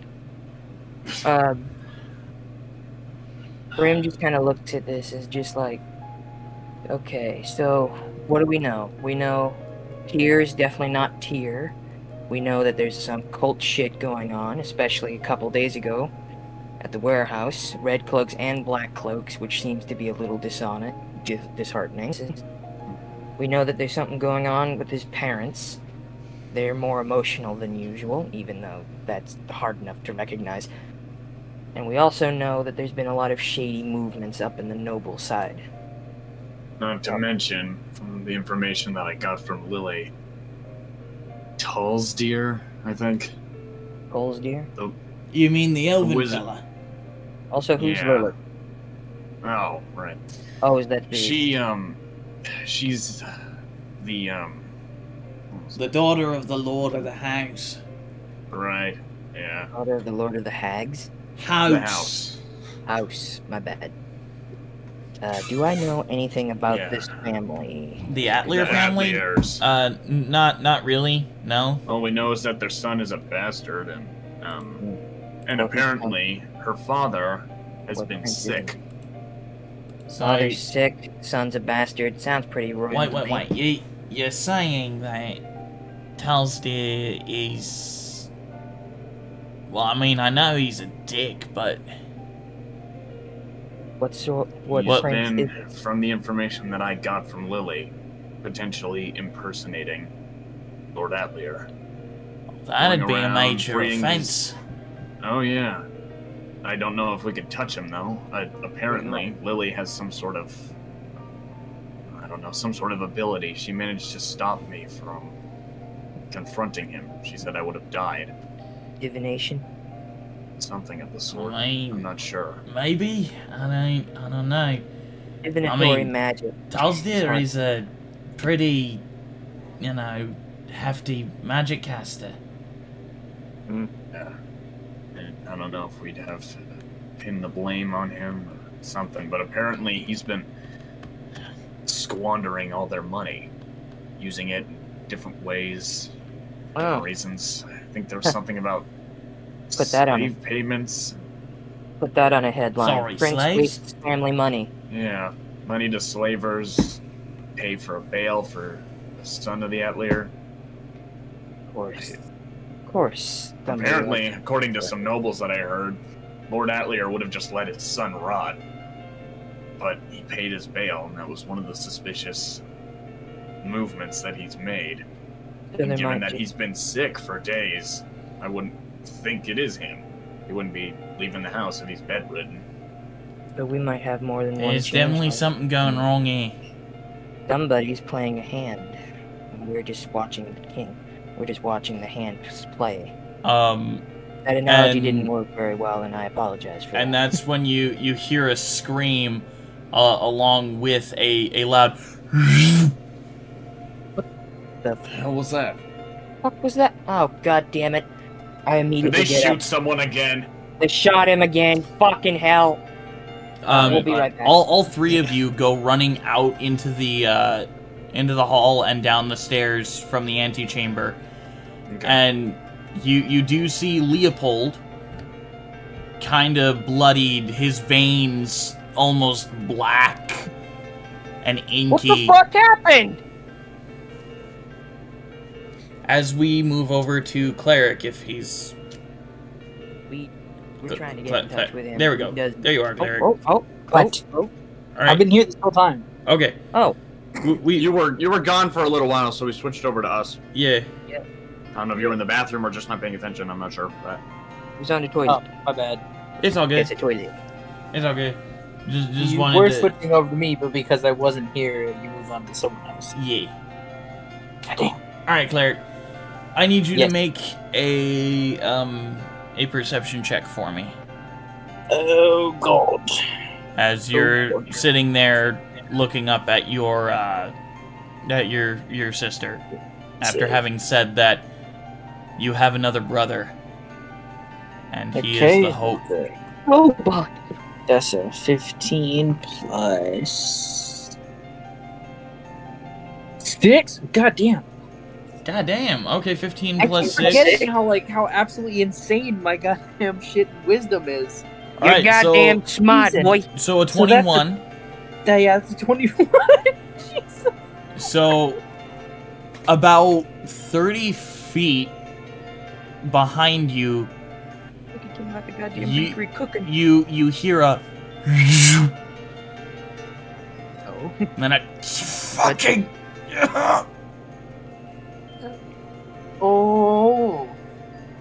Oh, so he's teleported near me, has he? God damn it. Beat his head in. Beat his head in.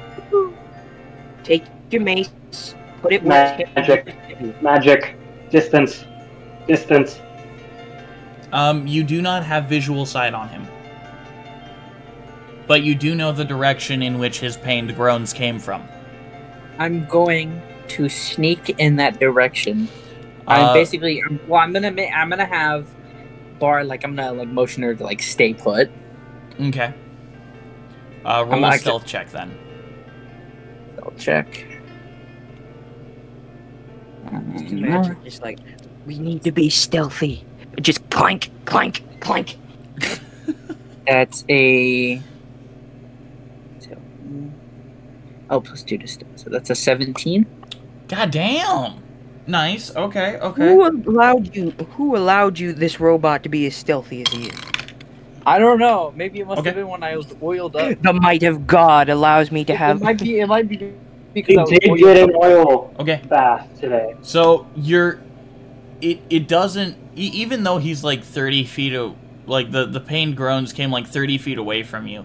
You sneak towards the direction that they came from, and it doesn't take you very long to locate the source of the sounds as you see the elven figure once more.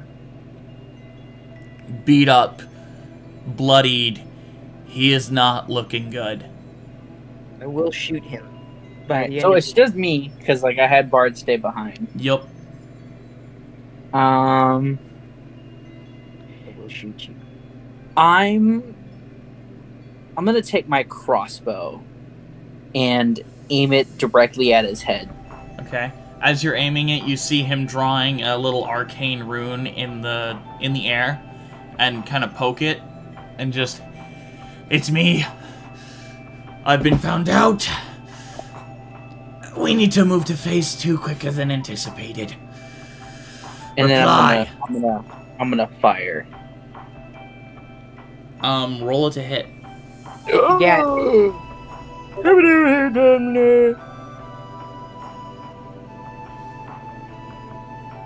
What you hit? Do it. Yeah, I rolled the hit. What did you roll? And that 20.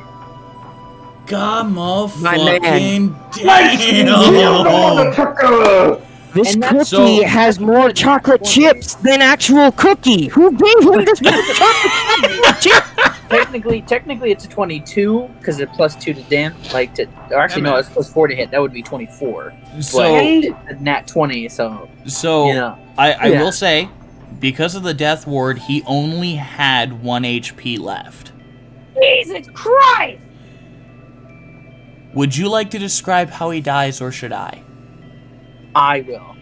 Get him. Get him! As I Get shoot, Bite his knees! the crossbow bolt hits straight into his neck as he topples to the ground, and I approach him, and I'm standing over his body, and I says, "Don't ever touch my family," as I crush his skull with my foot. Oh, god damn! Keep the Jesus. change, you filthy animal. Keep the chain.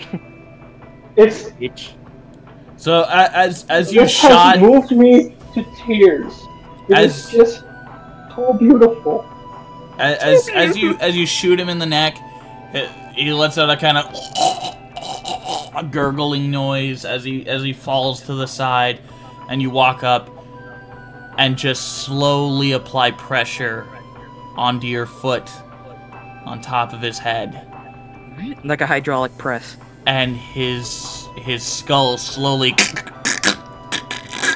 Ew. as you slowly put more and more of your 2-ton frame onto him. Well, I mean, you're not actually 2 tons, you're closer to like 500, but you know, like 500 pounds. Yeah. But like, Yeah, Gross. I'm very heavy fellow. Post this on TikTok, it'll get 1 million views. Hydraulic pressing somebody's head. oh god. And That would get a lot of views. kind of like a watermelon almost. The top of his cranium just goes fucking flying Oh god. as his This is not very as his friendly behavior. as The- his still the pink thing that- as his still pink brain matter splashes onto the ground and slowly turns a dull gray as it touches the air. I'm going to. Is the thing still active? No, his rune disappeared as soon as you hit him in the neck. Okay, Jesus. cool. I'm This going is- to It's not very priestly whistle behavior. for Bard, and then I'm gonna pick up his dead corpse, and I'm gonna drag it back to the party area. This automaton. Would killed you him. like to investigate his body first? Yes, I will do that. Roll for Roll an Why'd you roll in investigation that one? with advantage because Bard's gonna help you. Oh, with advantage? Yep, because Bard's gonna help you. Oh, thank God, because I rolled a 4. Okay. Ooh, that is way better. Okay, and then investigation. Oh, that's a 13. Okay.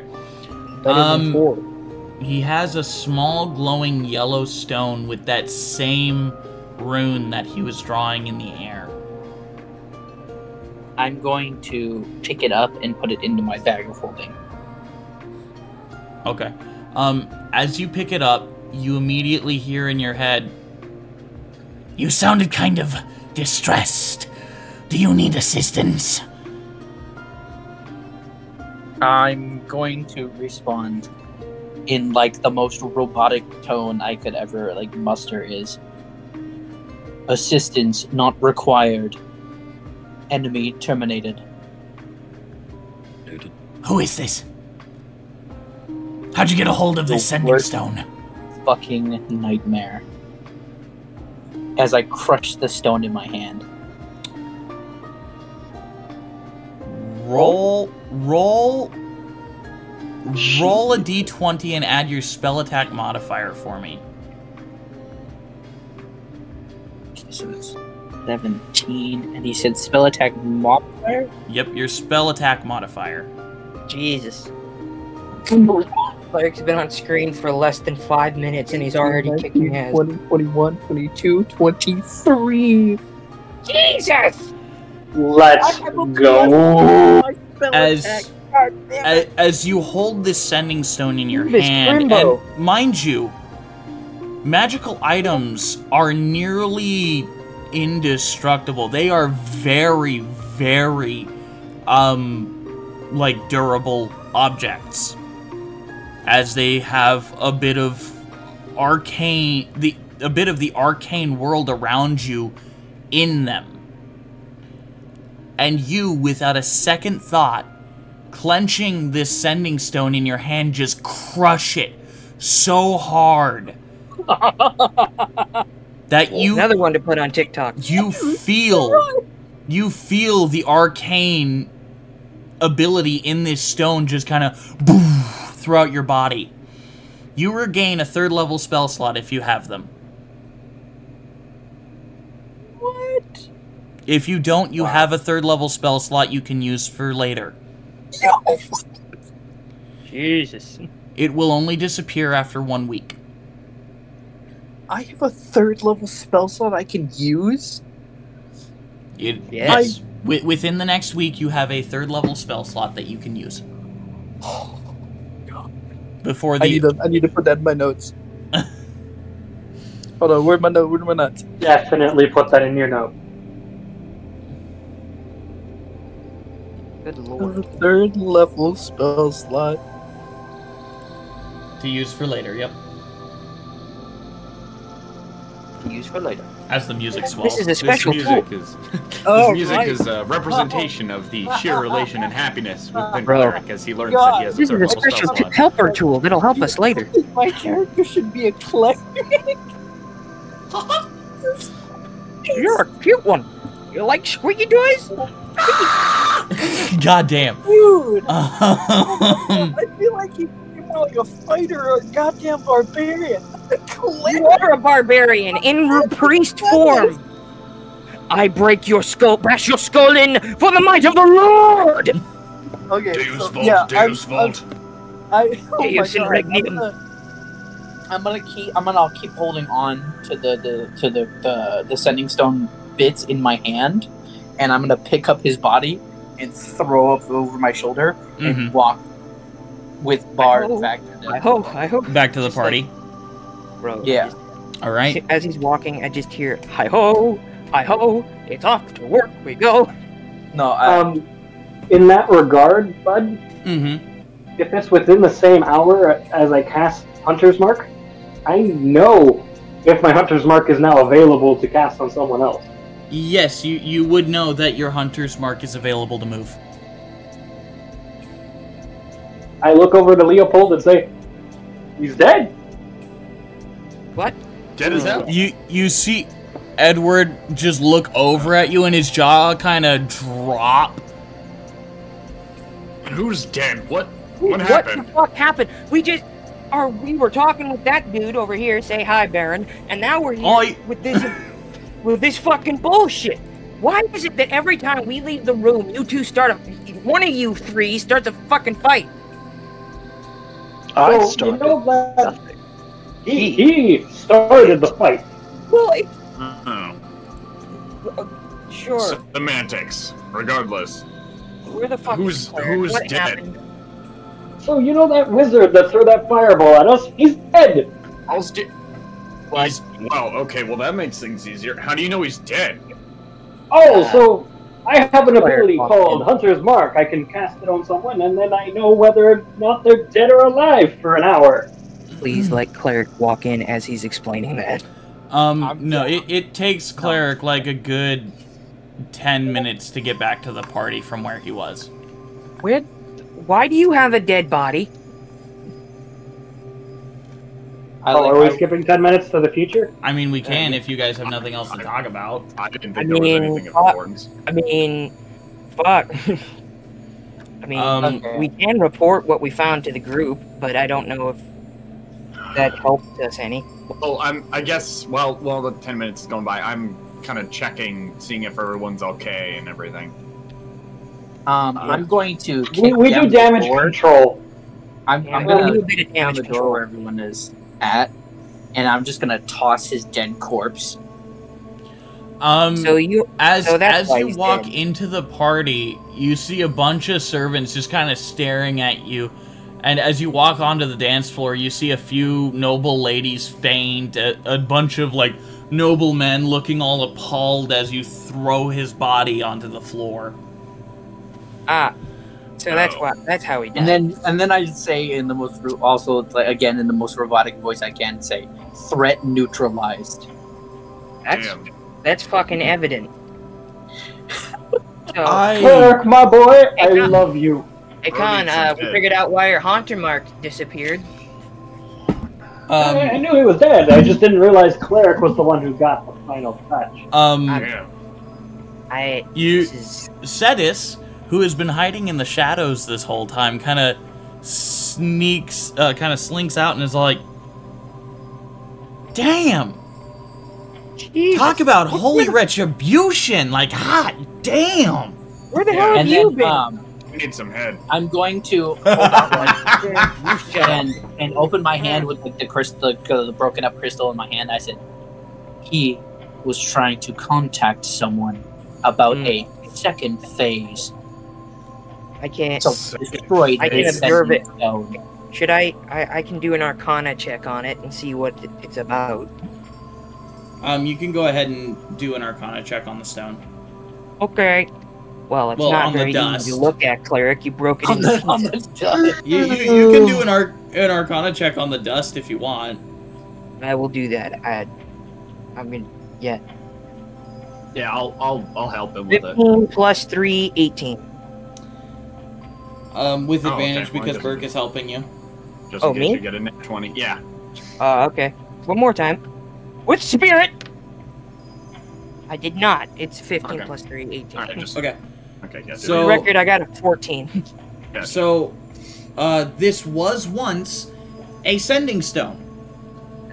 Sending is a 3rd level spell that some arcane and most other divine casters can use. Well, this was a sending stone, but now it's just rubble. How'd you I break crushed that? it with my Why hand. did you break it? Holy crap. First of all, how did you break it? And second of all, why? I crushed it with my hand. Okay, and Okay, now for the why take portion it. of my question. Cleric, Can I see if it's like, do I know where it came from, or like, do I have a trace of the signal? No. Well, I would have used this to maybe find out who did it, but I just And then kind of like, I got. I'm sorry. I got emotional. yeah, that's obvious. It's I mean, alright. if the We man, all I just wasn't elevate. thinking straight if the when man, I shot the arrow through his neck and crushed his Fine. skull with the water. you see Graham just Yeah. kind of like throw the sending stone away and kind of just flap his hands away of the dirt. All right, so now we've got a dead body in the middle of a ballroom. Maybe we should take this somewhere else. Probably. Just like before the looking around at everybody. Grim. before that, Con This is going didn't to walk up happen. to the cleric. I look around at the people in the room. This never happened. Go about your day. Eidman- Enjoy your drinks. We're going to Eidman move is this out of here. kind of just rubbing his forehead. We cannot say that this did not happen.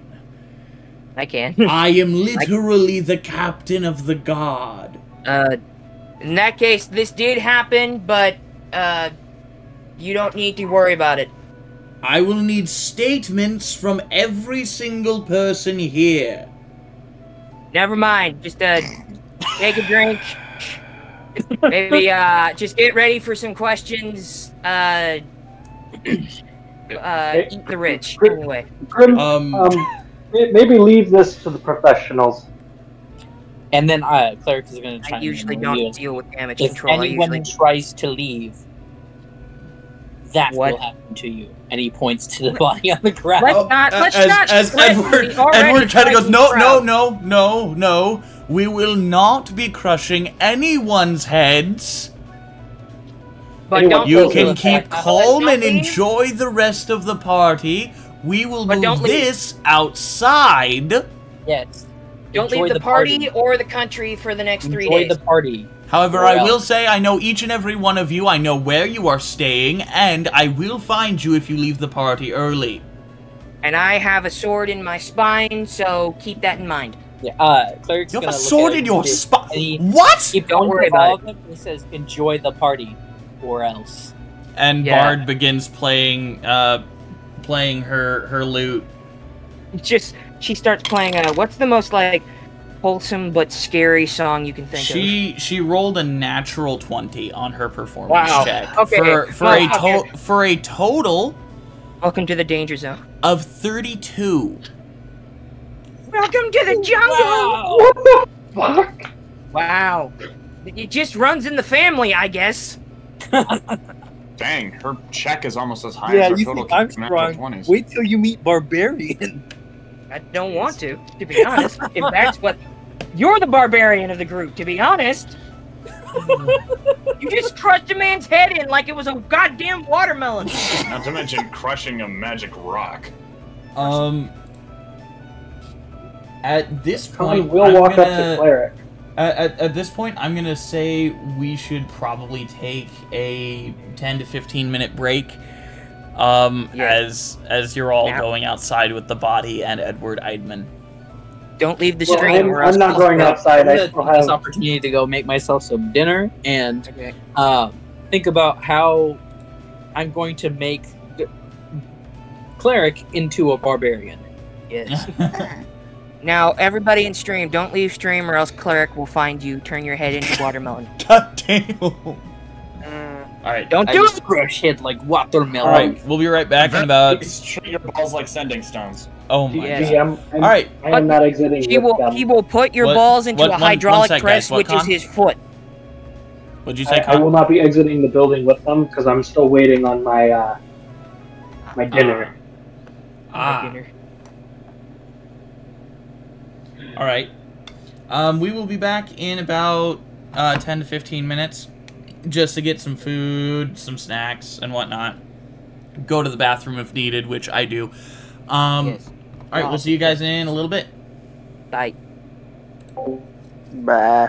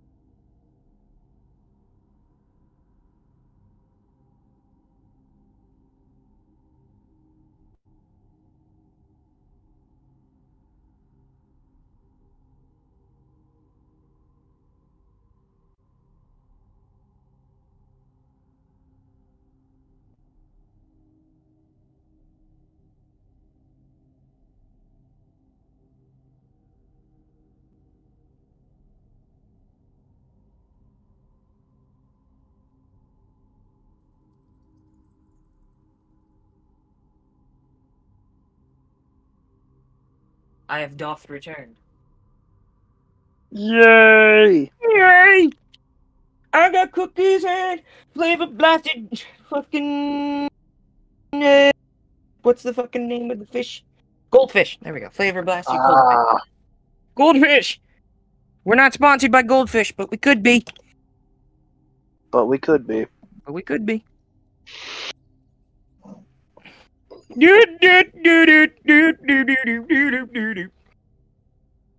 We're still alive, but I don't really give two shits.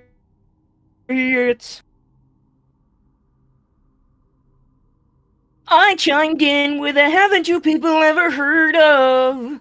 Closing the goddamn door now. This is going in the short reel. Ah. I chimed in. Came to fuck. The blade blasted up all up in your crotch.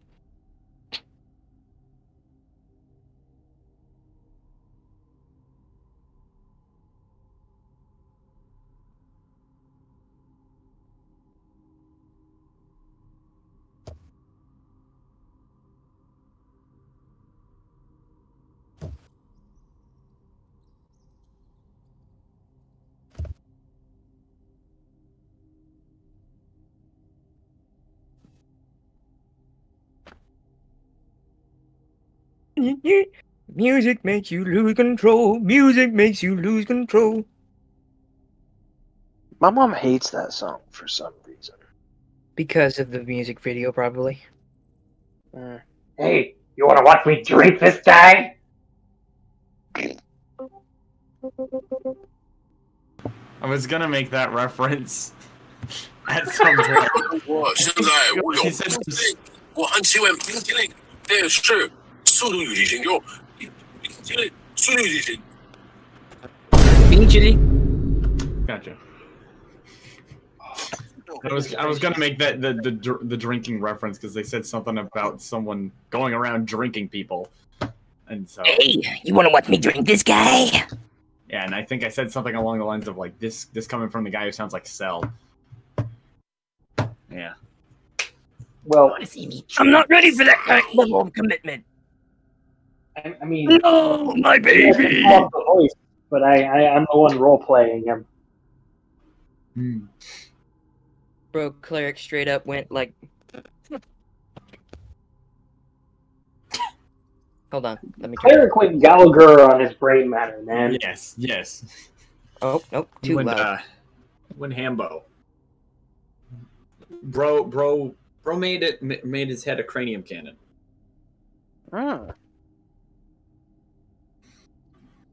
I thought he just dealt him a crushing defeat.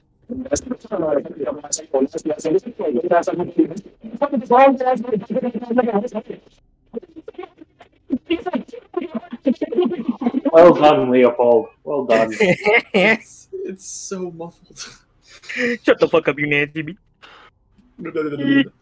I really wish I could connect my fucking. Want to connect my soundboard to this thing so fucking bad. Yeah, so you can do stuff like Okay. Yes, because I can't access my good. Because I can't access my normal soundboard. What? Bro, me at the orgy.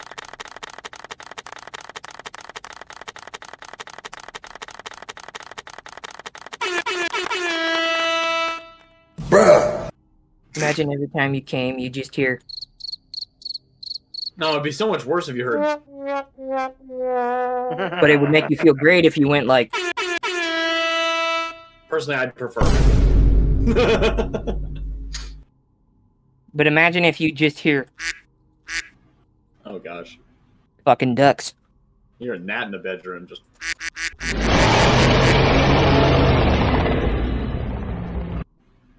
Every time you take out your dick. I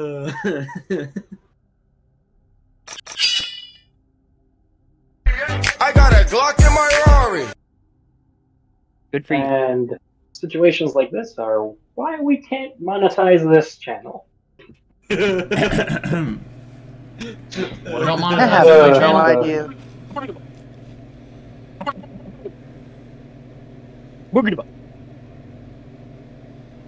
Alright. Huh? How's it going, Brad?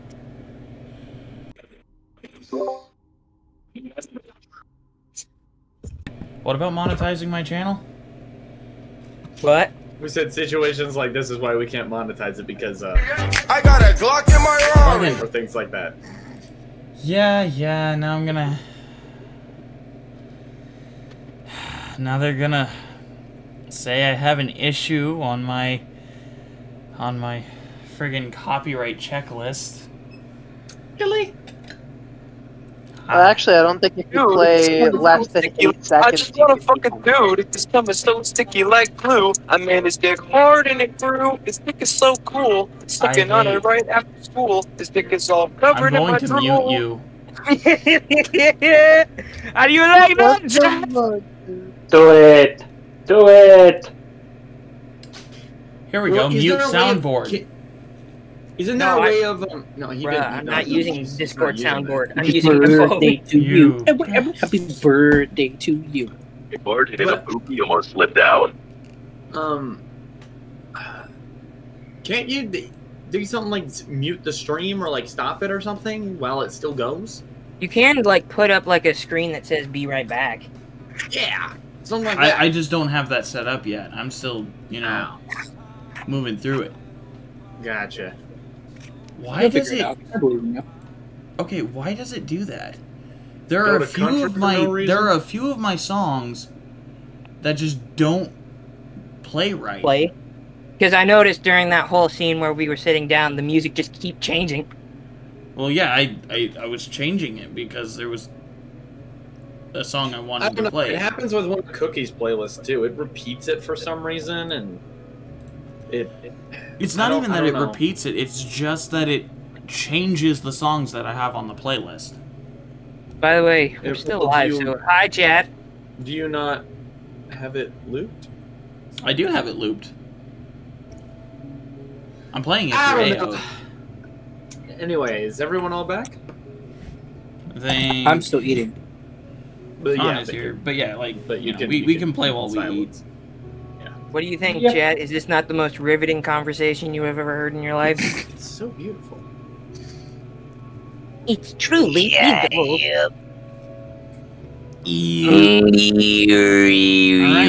Accusations. I love that.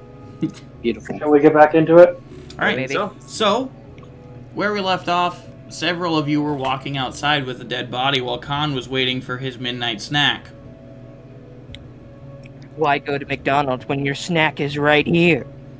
Burn it. It's called DoorDash. Okay. Called, I got the cake you need, baby. So we're just dragging this dead body out of here. No, not dragging it. I'm carrying it. You do realize that you just brought a dead body in front of a bunch of rich people, right? I don't know. It sends a warning. I thought it was Warning? funny. Then you told them that if they left, you'd crush their head in. Yeah. What's the problem with that? Edward is just pacing back and forth. Well, what are you what are you worried about? He's dead. You don't gotta worry about him anymore. Yes, but I am the captain of the guard, and I'm sorry, but he was a political partner. Yeah. And he to the nation. So Leopold, so who started the fight? Let's square that away. Who started this fight?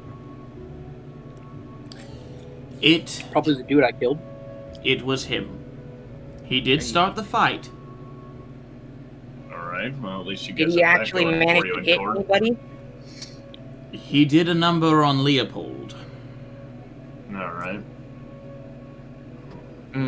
Also, do I see the necromantic? You'll notice that Edward is kind of staying a bit a ways from the body. Fair enough. What's got you so spooked? You don't like headless guys? No. I only come to these parties when I have my battery charged. And by battery, I mean my social one. On top of that, my tolerance for how many germs I can stand. Yeah, no, that one. Oh, wait a minute! The captain of the guard's a germaphobe.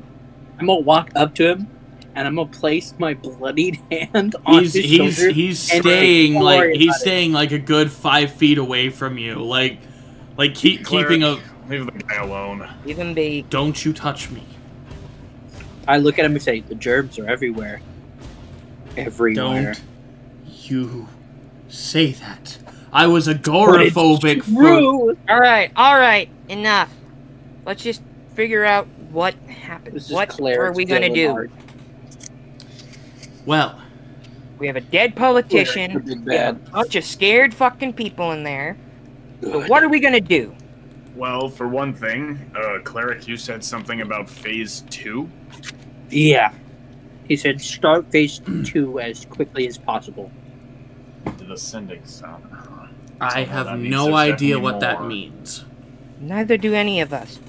We knew they were working with If you had left his head intact, we could have at least used Speak with Dead. I'm sorry, but... I mean, we could technically play charades with it. I had to kill him. No, I understand you had to kill him. I just... His body is basically worthless to us. Well, I kind of feel like you didn't need to, crush his head. You had a clean shot at the neck. I see the bolt sticking out of the stump. You do see the bolt sticking out of his neck, his lower jaw hanging loosely above his throat.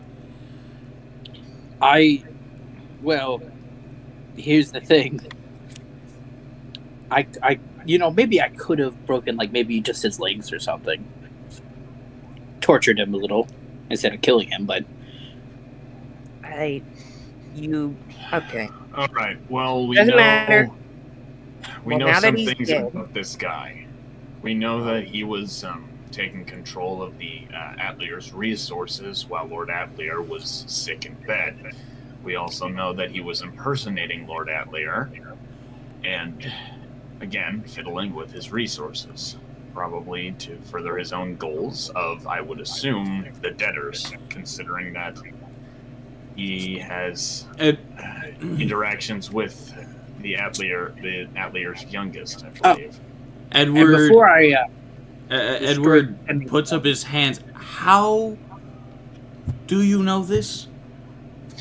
We spoke with the Baron. And we spoke with... is he out here, by the way? Baron Holforth is not out there. Okay. Oh. He stayed inside to kind of help calm things down. I also acquired some information from Lily Atlear. The daughter. Yeah. I didn't do that. That was all him. So you're gonna have to ask him about that. All right. Cleric, what were you gonna say? Which? Oh. Damn it! Well, I have food in my mouth. That's what you call upon me. Okay, Berg. Speaking of which, Cleric, I want to. We just cut the cleric, taking all of the jewelry off of him and starting to munch. Before I had destroyed the Sending Stone, a man talked to me on the other line, asking if he needed reinforcements. And what'd you say? I said some things, some words, and I, trust the Sending Stone. Specifically, you said no reinforcements required, target neutralized. I said no reinforcements required, target neutralized. Cleric, Cleric, you're a great fighter, but you are a shit investigator. I'm sorry, okay? He hurt my sister. Which, again, what's that about? I'll explain later. Bard also stayed inside, by the way. Alright, well, speaking of inside, I'm actually gonna, I wanna head back in there. Is there anyone else in there, or is it all of us out here? I think it's most, Khan is inside. Mm-hmm. He's with... He's looking for the midnight snack, the Mickey D, if you will. Right, yeah. Burn it. Can I go inside and go like a quick survey around the room, see if I You can burn as many see copies Lily? as you want. You'll never find the original. You can do that. All right. Do I see her anywhere, or should I roll a perception check? Well, first things first. When you enter the door, you see Lady Aeidros right in front of your face. Hi. You're on your own. Hello. Okay. Hello. Well, that was a rather intriguing time. Yeah, didn't get to see a lot of it. I was elsewhere.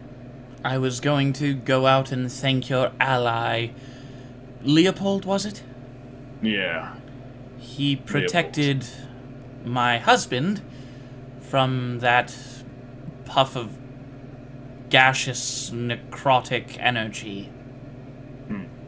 Well, I'll leave you to it. Thank you. She kind of walks past you and towards Leopold. As that interaction stops, if you could do a perception check for me to see if you can find Lily. No, that's a 6. Yeah, you don't see her. Though you do see a servant walking up to you. Okay. Are you Sir Burke Greystaff?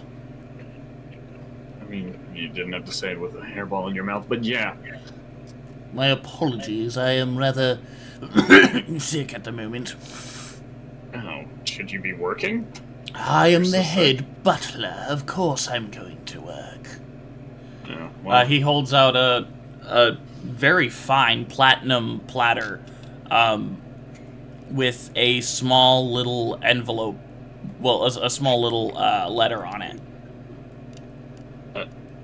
What's this?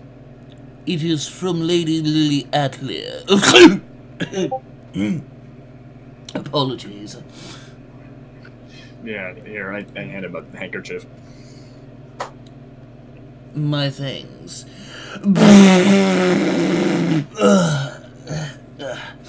You can keep that. I'll wash it and return it to you. Alright, I guess I pop open the letter. The letter tells you to meet her in her father's room. Oh, okay. Well, I guess I'll head up there. Well, thanks for that. Hope your cold gets better, man. Thank you. Gesundheit. Danke. As you walk up the stairs, you see a maid, dressed in a standard maid uniform. No short skirts, just a standard down to the ankle maid uniform. Gotcha. You frickin' sickos. Looking at you, audience. Looking at you. I was. I'm trying to see it, man. Stop cock blocking me. Bruh. Let's just hope she's not French. Anyways. No, I'm joking. No. If you'll follow me, sir, I'll lead you to Miss Lily. Thank you. She gives a slight bow. Lead the way. And she leads you off. Con. Around this time, where you see Burke going upstairs, Jackson Bloodfield will once again approach you. Let's talk. Yes, Incubo. As you walk upstairs, he leads you to an antechamber. Near the end of the hall, you actually have Burke within your sight for a good length of the hallway. Could I roll an insight check to make sure that he doesn't know that I'm not who I say I am? You can roll an insight, yeah. Thank you. At advantage because he's my favorite enemy? I'm gonna say no. Okay. Just because Okay. it's mostly it's mostly still like, a 17. Okay. He's pretty hard to read.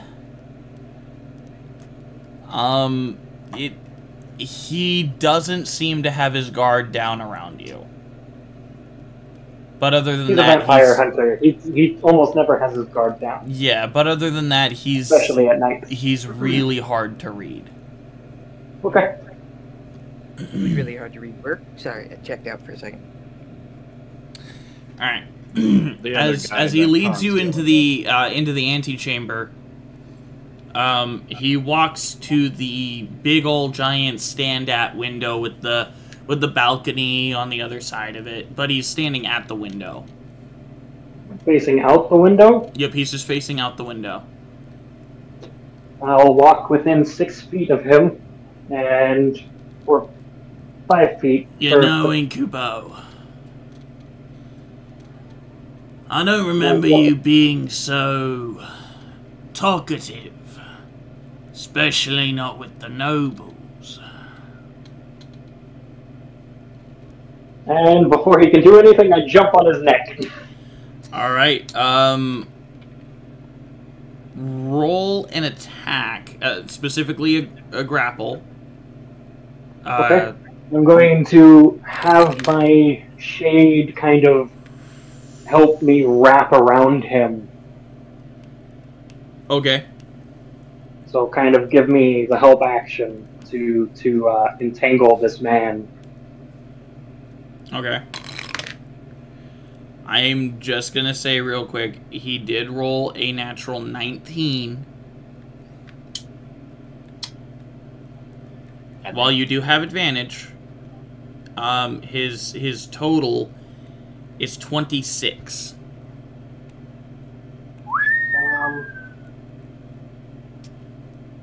And I'm going to cast Entangle on him.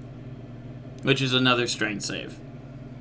Yeah, which is a strength save, not a strength,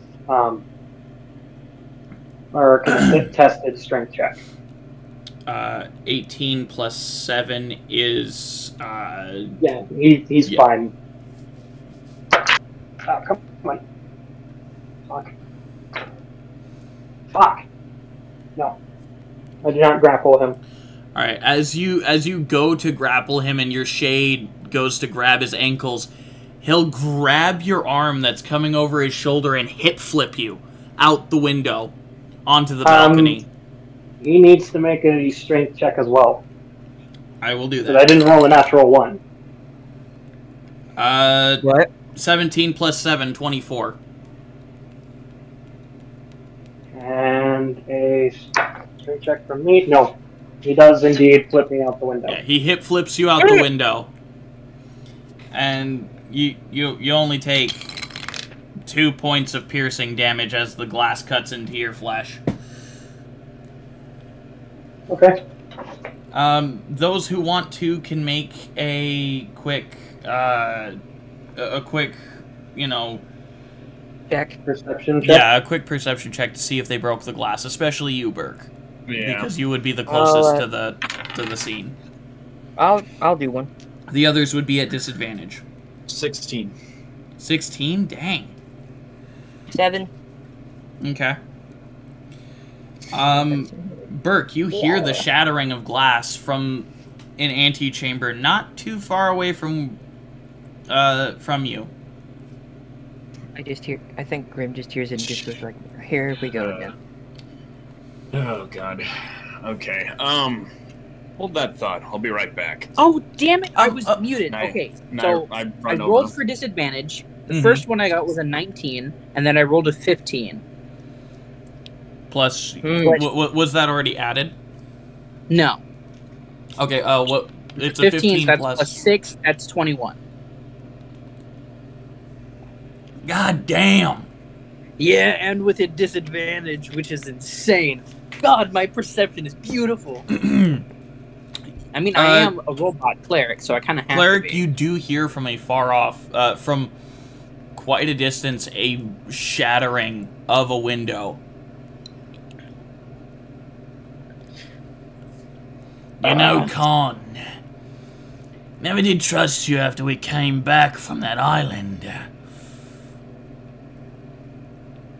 Especially after that vampire knight stabbed you through the stomach and you survived.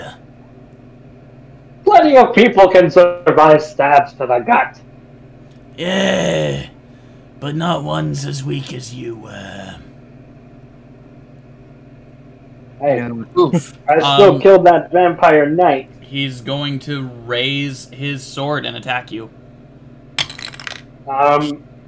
You know Did what? I fly over the balcony? No, well, I mean... How far did he throw me? He only threw you, like... He threw you through the window. So he only threw you a space. Okay.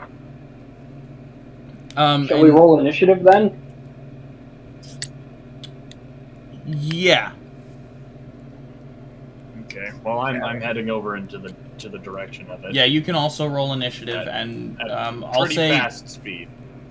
Yeah, I'll say you're only about 60 feet away. Okay. Well, can I just dash? Yeah, you can. Okay. Well, I'd be well, there then. 60 feet away from the door. Sorry. Oh, okay. Well, okay. Well, regardless, I dash, so that would be what? Dash does that double it or? It doubles your movement speed. Yeah, so that's 80 then. So I'd be pretty much there. But anyways, I'm gonna roll initiative. Godlike rolls. I know. Wonder will it go bad? My God, we just I stopped got one 13. fight, and now we're in another fight. Hold on, guys. Let him call to you. Alright,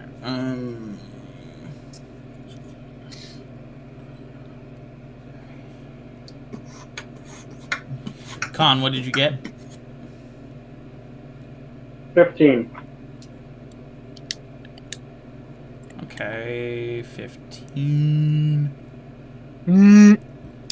Burke, what did you get? 13. 13, okay. And then Cleric, did you want to roll initiative as well? Sure. I will say you're well over 300 feet away.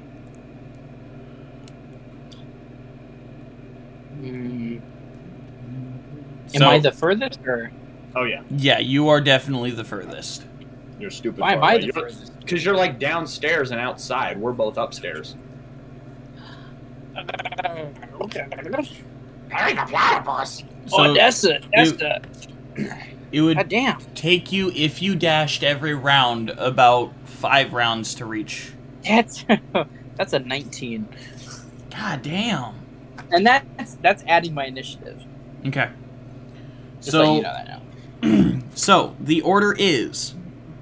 Well, actually, here. Would you cue the battle music, please, someone? Yeah, I got it. Thank you, Burke. The order is... Jackson Bloodfield, Cleric, Con Incubo, and Burke Greystaff.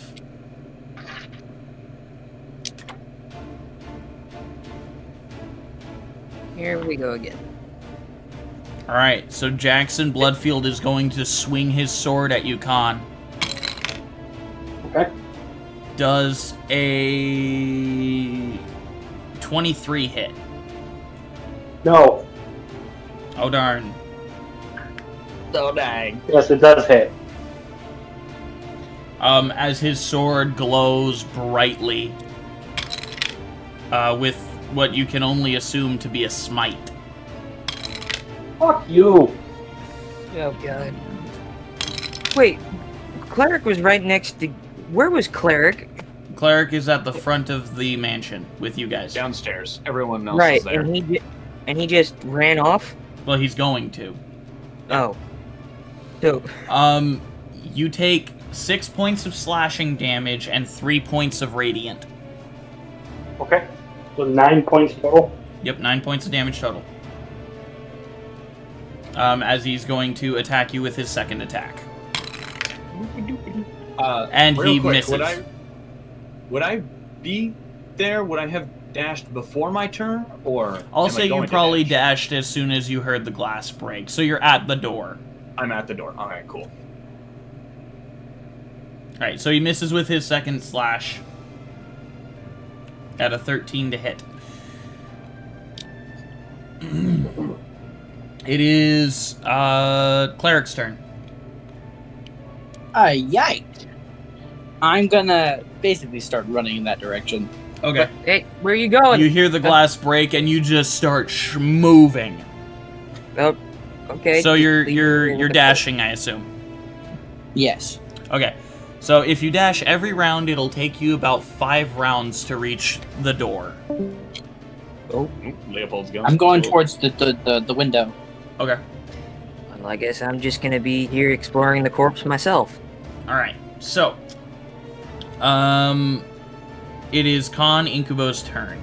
You've just been slashed, and he missed his second slash at you, but he's got death in his eyes. Hello, Shia LaBeouf. I take a look at my life and realize what's not left. That's just perfect for an Amish like me. You know, I'm going to... Living in the gangsters every day. Okay. I'm going to shoot him twice, and my shade is going to strike him once. Okay.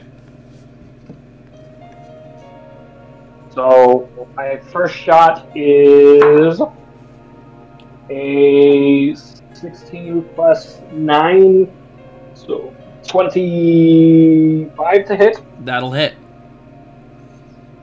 And I'm going to add a d6 with my ability. Okay. I will say you did not use your hunter's mark, so... I am out of spell slots. Oh, you're out of spell slots. Okay.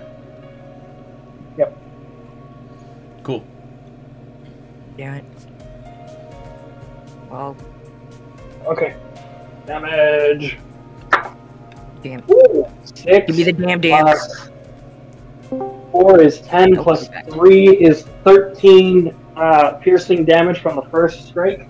Okay, 13 piercing damage, okay. Right, that's right, you fucked him up. For my second shot, I rolled a 12. Or, sorry, not 12. Fuck, that's 9 plus 6 is 15. Does a 15 hit? Okay. A 15 will not. Okay. And my shade will do its attack now. Yup. That's a natural 19. Damn. Ooh. Very nice. Roll your shade's damage. Yes. You know, I kind of wish I had Plus made... 4 to hit, so that's 23. That'll hit. So, and he takes 2d6 plus 2 necrotic. That's 2, 4, plus 2 is 6. And his strength is reduced by 2 points. So he takes 6 damage, and his strength is reduced by 2 points. Okay. Kind of wish I'd made that roll so I could be a part of this. Okay. Okay. So, it is once again Jackson Bloodfield's turn. Wait, isn't it Burke's turn? Oh, yeah, it is Burke's turn, sorry. No, okay. That was my bad. Alright, so upon opening the door, how far away am I from them? You're about 20 feet away. Cool, I can close that distance. Alright, I want to sneak attack that MF. Okay. I'm assuming his back's to me, because he's Yes, his back is to you, yes. Yeah, okay. Yeah, I'm going to sneak attack that MF and use a key point to do Fury of Blows as well. Are you... No, yeah, you're level 3, so yeah. Or wait, do I have to be level 3 or do I have to be level 2? I was saying you are level 3. You have to be a level 2 monk. Oh, okay. Yeah. Yeah. Okay. Yeah. Okay. Yeah, because I can also see that on my app too. So. Yeah. So let's see. Where's my die? There it is. So I roll it to hit, I believe, for the first one. Yup. 16. That just barely hits. Woo! Okay. Woo-hoo! And remind me how to do sneak attack again. We've done it once before. You can look at your sneak attack feature in your you're using 5e character sheet, right? Yes. Okay. I think at level 1 rogue you get an extra d6. I think it's extra d6. All right, I'll go with that. So so roll that, which is yeah. Okay, 1d4 plus 4, so that's 8. And then you get an extra d6, is that what you said? For sneak attack, yep. Cool. Which is but only 6. Once every turn. Yes. It is 6. Nice. So that's 14 damage. Yeah. Nice, solid damage. And then Fury of Blows allows for another attack, I believe, right? Yes. Another 2 attacks. Another 2 attack. Oh, well shit. I rolled to hit that one then. But you only get sneak attack once. I am well aware. I know how Just sneak making attack sure. works in that respect. All right, that's okay. That's definitely hit. That's what is it? 25. That'll hit. Woohoo! And then roll to attack on that one. That's also a 4. Okay, so that's another 8. Okay. And then roll to. Is your hit. character multi-class? Yes. And then roll to hit again. Yeah, then it would just be 1. That's a 16, so it's again. For Flurry of Blows, he should have. I think it gives him 2 from the start, right? Yeah. He was talking about the d6s for sneak attack. Oh, yeah. Yeah. Okay. Yeah. So yeah, what was it? 16 was what I got the first time. So that'll hit. It just barely hits again. That is a 2, so that's a 6. So that's what is it? 6 plus 8 plus what was the first one? So the first one was 14, then 8, then 6. Yeah, 14, 8, 6. Yeah. Ouch. So Yes, for your big ouch. For your first attack, he hears you coming through the door and kind of starts to whip around, and as he does, you catch him right in the ribs of his armor. So yeah, that's like a full 28 damage. Then you bop him in the back of the head, and then as his head is kind of falling because of the strike, you go to hit him and nearly miss him, but strike him right in the back of the spine. Nice. It is Jackson Bloodfield's turn. And he is going to use a sweeping strike. Which, what now? A sweeping strike, which means he makes an attack against everyone within 5 feet of him. Do I have a battle master maneuver? Bullshit. Do I have a reaction? I don't know. Okay, does a 16 hit you, Con? It does indeed. That's 2 more than my armor class. It doesn't hit me. Well, he's got to roll another to hit for you. Oh, okay, gotcha. All right. Yep. Gotcha. Second thought, I guess I Dirty 20 to hit you, Burke. Damn it. Okay. That hits. He's rolling really well on these things. My sister just came in. She was trying to get me to watch Tika while she went to the gym.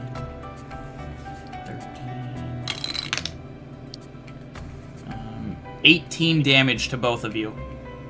God, I am down. Oh, shit. You know what? I'm kind of glad I didn't show up. Because I might have gotten my shit rocked. I wasn't doing very good last fight, so... Alright, so Khan is down. And Jack has used his turn. Cleric, you're dashing again for your turn? Yeah. Alright. This So one's you gonna be move over another yeah. 60 feet. You have 3 more rounds until you reach the door. You mean the window? Oh, you're moving outside. Okay. Dude, what? Yes! Yeah, I said he was at the beginning. I forgot. I said, dude, I'm going straight for the window. Alright. Yeah, so actually, in that case, you have another 1 round before you reach the window. Oh, sick. Alright. Because you don't have to move through the intricacies of an indoor space. Yeah. Some of you guys can chase after Cleric if you want. I don't know. I didn't hear a glass pang, so That's I just fair. figure he. So I just figure he's on another. But Cleric did go off running, so would Grim follow Cleric if he just ran off? On the one hand, he shouldn't care enough. On the other hand, he came walking into a party with a dead man. So, if he's not at least a little curious, then you know what? Fuck it. He follows behind. Okay. Walking through the window, not in the inside. Okay. Because I know my limits, and this is where they're at. Alright, if you could roll initiative for me. Me? Yep. Okay, I think I have... Do I have something to initiative? Hold on. Excuse me, professional D&D player. +1 to initiative. Bada-bada-bada-boo-day. 7 + 1, 8. Okay. Not doing... I'll say you started moving the same round as Cleric, and so when it comes to your turn, you'll move. Khan, if you could... So before I do that, my shadow is still going to attack the dude. Okay. And so would you say he's flanking with? I'll say yeah, he's flanking with Berg. Okay. But real quick, the way I do, I'm going to do the downed condition is. As you're rolling your death saves, you are able to do one thing. If you fail your death save, you are unable to do that thing. But if you succeed on your death save, you are able to do the thing. Do the thing. Do the thing! So you're not unconscious, but you are fading. Okay. You are unable to move. Question. Yes. If I were to succeed and down a potion, would I then be able to do another thing, or it's just one thing for the whole turn? It's one thing for the whole turn. Okay. Just wanted to clarify that. And you can try to react, but if you react, you will fail a death save. Okay. Because it's a very sudden movement, it's not something that, you know, you're really doing with a ton of purpose and care. Okay. Okay, then I will roll my death save first to see if you succeed. See if I succeed or not.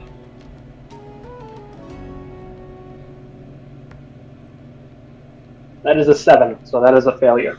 Tell us an aspect of Khan's life that flashes before his eyes. He is remembering the first time his father brought him a crossbow and taught him how to shoot it. Okay. The first time he ever held Berg, it is your turn. Khan is writhing on the... my shadow still gets to attack. Oh, right. Yeah, your shadow still gets to attack. Roll with advantage. Fuck. Nope. That's 12. That does not hit. This time he's expecting your shadow's attack and kind of like dodges it a little. This old, grizzled man, kind of with an almost unnatural speed. Old fucking fart. Berg, it is your turn. All right. Real quick, would I be able to Grim, you're on both, both grab Khan and cast something at the same time while moving with him, like trying to pick him up and move? Because I want to see if I can like dive over the balcony with him. Would I be able to do that? I'll say, so grabbing someone, I generally see as an someone action. seems like an action. Yeah, that's what I'm thinking. And then moving them, generally is, one of those, you know. An action or bonus action Well, or something like that? it halves your movement. Halves my movement. Okay. Yeah, so. I mean, mind you, Khan is like 10 over. feet. Khan is like 10 feet away from the balcony itself, from the banister. It's not like I'm far enough away that would impede it, but I don't know if that's possible. So what you can do is you can move to the front, or you can go ahead and attack him with advantage from the back, and then move to the front. Bro, you gotta hit this old man from the back. Wait, with advantage? Because Flanking the shade, because of my shadow. The shade is currently flanking, so you would get sneak attack again. Oh, I'm doing that. Okay. Well, in that case, I am going to cast Fireball or Firebolt, not Fireball. Very different. Firebolt. Firebolt. So sneak attack does not work with spell attacks. Okay. Then I will work with the melee then. Okay. So yeah. Okay. So I'll just do the key points to do another Fury of Blows. Okay, that's your last key point. Yeah, I'm well aware. I can see that I used it all. So I'm just gonna spam it into him. So roll a 2 hits. Give me something good, baby. 15 plus 6, I believe that hits. That'll hit. All right, so that's shit. That's cocked. How do you cock a D4? It rolled off the desk. Oh, there you go. That is a 1. God damn it. Okay, a 1 so, plus 1 plus 4. So and then roll 5. the D6. And then roll the D6. Yep. Give me something good. Give me something good. That's another 6. Okay, that works. So okay, 6 and 6 is 12. Or oh yeah, right, yeah, 12. Or no, 5 and 6 is 11. Sorry, because it was because you rolled a 1 plus a 4 plus 6. 5. All right, and then roll it to hit for then I get 2 more attacks. Yes, you get 2 more attacks. That's cool. All right. Roll to hit on another one. 13 plus 6. I believe that hits as well. That'll hit. Yeah, you rolled a 19, so yeah, that'll hit. You people are the gods of hitting. So then I go with this. That's fucking hell. That's another 1. Okay. So 5. Yeah, 5. And then fucking 1 more to hit, I believe. Yep. At advantage. Because you are still flanked. Yeah, add advantage for all of those because you're flanked. Oh, whatever. I've been passing them all anyway, so it's fine. This one also passes as well. Just roll it again and see if you get an nat 20. No. Okay. But yeah, 16 plus 6. Okay, yep.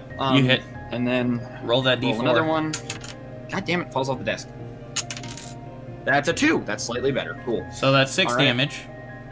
Yep. So what's that? 6, 5, and it was 12, 6. 11. It was 12, 5, 11, and 6. Yeah, 11, 5, and 6. 11, 5, and 6. Yeah. All right. So 22 damage in one round. That's sweet. Good damage for a level 2 monk. Why? Yep. All right. Cool. So I think that's the only thing I can do, right? Just that. You can still use your movement to move to the front of him if you want. To try and grab Khan for the next round. And I don't have a bonus action or anything. Well, Flurry of Blows does bonus That was action. my bonus action. Okay, Yeah. gotcha. So I'll be right back. I gotta do something. I'll be right back. I'm gonna actually step as far away as I can. You're gonna move out of his melee range? No, never mind. Scratch that. No, I'm not. There it is. I was like, wait, that's attack of opportunity. Never mind. Okay. Yeah, I guess I'll just try to move closer to Khan. Okay. So you can easily move to the front of the enemy. Well, I mean, kind of diagonal to the enemy, while staying within his melee range. Yeah. Grim will dash. So he has the 2 more rounds like Cleric. And Jackson's turn. Yep. And he's going to attack the Shade. Cool. Not Sebastian! He rolled a 10 for his first attack. That miraculously doesn't hit! And he rolled even lower. He rolled an 8 for his second. Oh, Sebastian! Fucking... God fucking damn. But actually, he's gonna move backward out of your guys' melee. Edo is going to take an attack of opportunity. I also want to. Yeah, you can both take an attack of opportunity. These are not at advantage. Yeah, I don't think so. Okay. Oh, heck yeah, that's an 18 to hit for the Shade! That'll hit. I got a dirty 20 to hit. That'll also hit. So that's 2d6. That's 4. And 3 is 7, plus 2 is 9. Oh, that's 9 necrotic damage to him. And minus 4 strength. I got 7. I got a 7 for the attack. You got a 7? For the damage, I got 7 for the damage. Okay. God, Sebastian's OP! Okay, wait, how much was the Shade again? He did 9 necrotic damage. Okay. And he lowered him by 4, yeah. Field strength by 4. And then you did 7 damage, Berg? Yep. Okay. Ooh, he is not looking good, and also his sword seems to be kind of hanging heavily in his hands. As he's going to try and move all the way to the door, which he can easily do with his 30 feet of movement. Alright.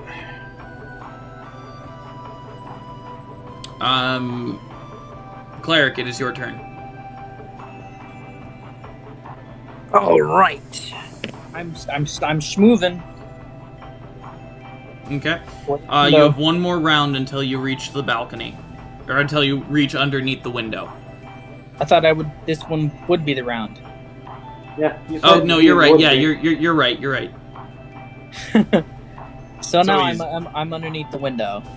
Yep, you're underneath the window. I must start climbing. God damn it.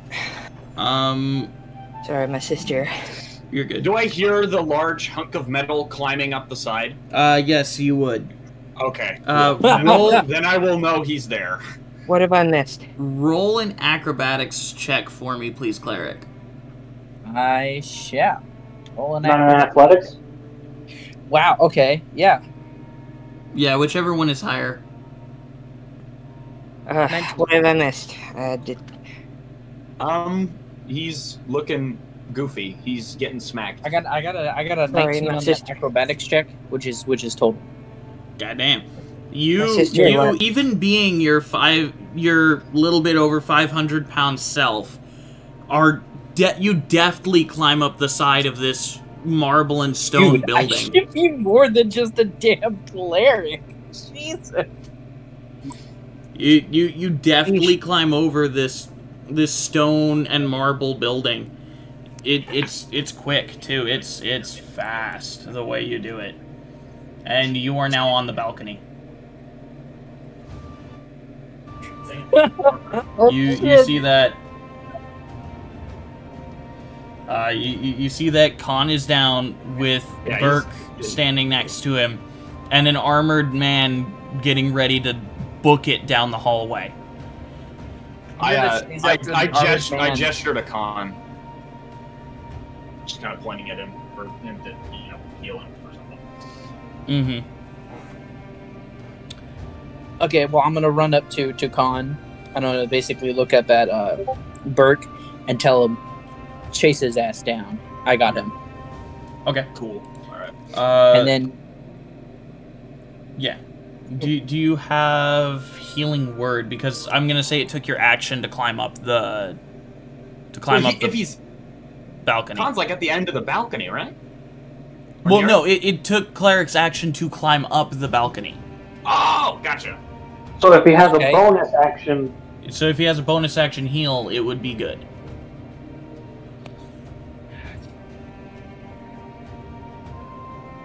okay, I'm assuming healing potions are bonus actions. Are considered bonus actions? For if you are administering them to yourself, I consider them an item interaction. If you are administering them to someone else, if you are just trying to do it quickly, I consider it a bonus action. If you're trying to give them the full potion, I consider it an action. But you're just trying to do it quickly, I assume. Yeah. Okay. Yeah. Also, my headcanon is that health potions are carbonated. That's fair. That's fair. Got that fizz. Got that fizzy flavor. Pop that shit open. Nah, for me they're like orange juice, pulp and no pulp. I hate Chug that. down that LaCroix. Alright, so Liquid TV I'm gonna static. use a bonus action to give Khan. Let's see. Where is it? Okay, it's my only healing potion. Okay. Yeah, I think it should be 2d4 plus 2. Yeah. Okay, so I'm gonna give that to Khan. Mm-hmm. Then I'm going to roll the 2d4.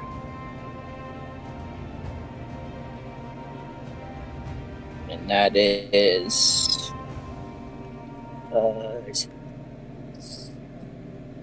that's 8 health? Nice! Good shit. Back up! Alright, now I'm going to delete that, because I don't want to have it.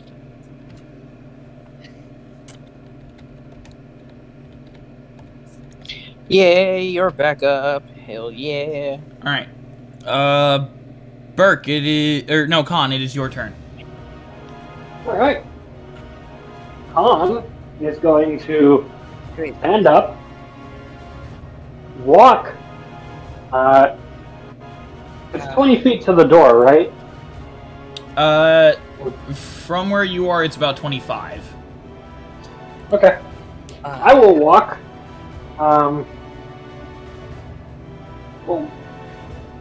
We'll walk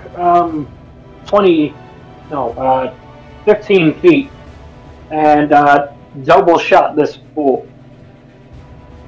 While my shade moves, with his 40 feet of movement right in front of the guy. Okay. Roll it to hit from your crossbow. Bastion's gonna go right between his legs and come up right in front of him. Okay. Roll your to hit from your shots. crossbow. 2 attacks from my crossbow. Ooh. Did I miss my That's turn? a natural 20. No, you just dash because you weren't there yet. That hits. Yeah, and you didn't roll initiative because you're not in combat yet. I did roll initiative. I rolled an 8. Oh, never mind. So that's a natural 20. So roll your damage. And I'm applying my extra d6. So that's 5. 3 is 8. Times 2 is 16. Plus...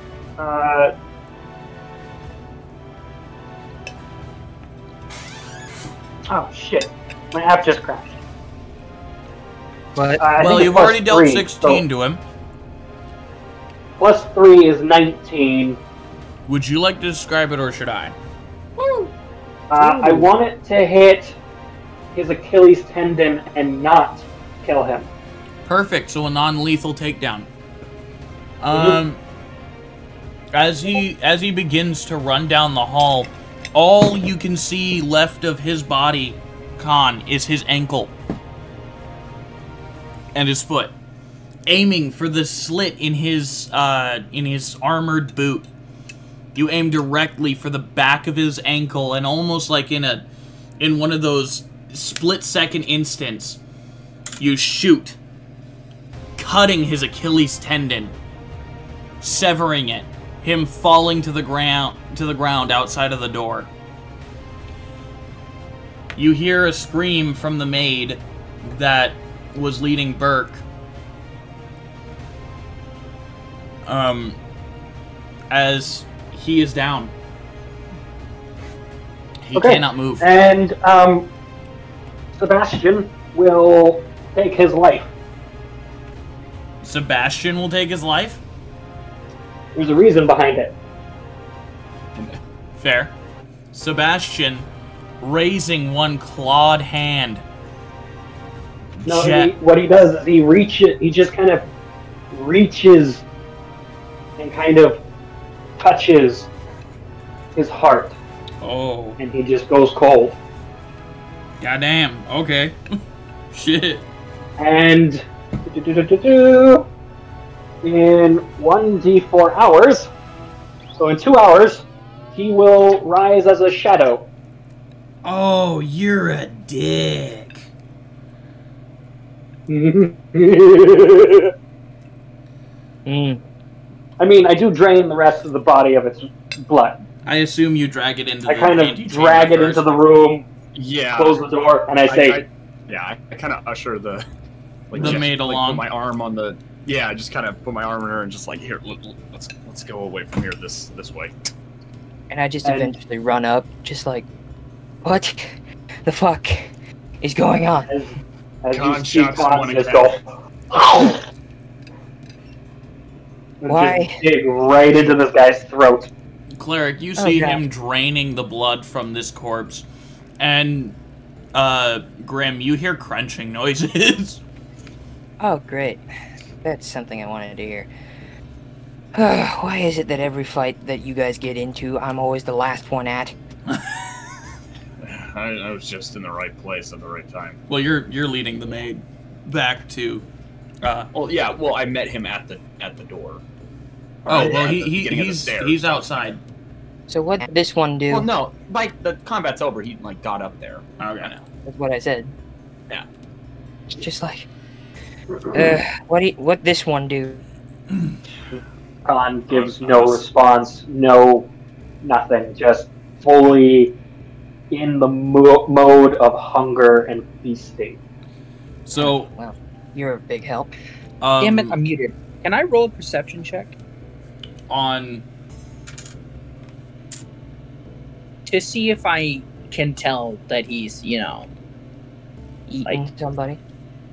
Like a vampire or something. Oh, yeah, no, he's no joke. Like, he didn't even care that you saw him. He opened his maw, his giant toothy maw, with his giant vampire fangs and sank them deep into this vampire hunter. Yeah, just think of that sound that Marceline makes at the opening of Adventure Time. That big old that. Interesting. Okay, so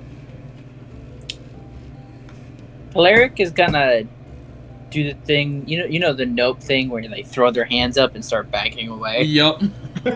Nope. He's like, no, thank you. As he climbs back out the window. Probably for the best. Probably for the best. Okay. Can we please go 5 minutes without anybody killing anybody? I'm getting a drink. I'm out of here. Yeah. As you lead the maid to the or as the maid leads you to the rest of the way to the chambers. Meanwhile, I'm just kind of profusely apologizing for the sudden aggressive amounts of violence. It's okay. I'll just have to mention it to the lady.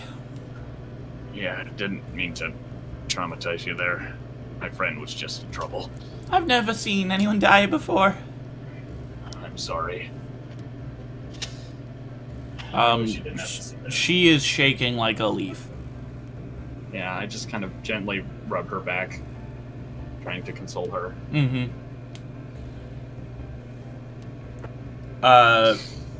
You know what? Okay. And I guess on the way there, I cast Cure Wounds on myself. Oh, that's right, because you have that. Yep. I love that feat so much. I know, right? So, as you walk into the room, your wounds kind of closing from the battle, especially the giant gash wound in your chest from when he did the cleaving, yeah, the cleaving strike. Creature regains points. 8 plus your spellcasting ability. Wait, which I believe should be wisdom. Spellcasting ability, is that what C level is? No, it's like there's spell attack, spell DC, and C level. Casting level is what C level is. That's what I thought. So your spellcasting ability should be based off of either your wisdom, intelligence, charisma, or it should be based off of your main thing. My main thing? Oh crap! Well, I believe since you're a monk, your main thing is a wisdom. Yeah. All right, so it's out plus my modifier for that. Yep. Okay. It's D8 plus that modifier. Woo! 8 plus 3. Nice. That's awesome. You gained more HP than Khan from that healing potion. Heal. Also, Khan, how much HP do you gain from absorbing the blood of that person? I believe it's only a D4 worth. So, or it's a D4 plus my con. I think it's a D4 plus your Constitution. Correct us if we're wrong, chat.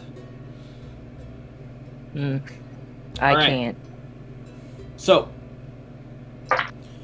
Oh! I rolled a 4 nice. on the dice. So at the very least I get 4. Okay.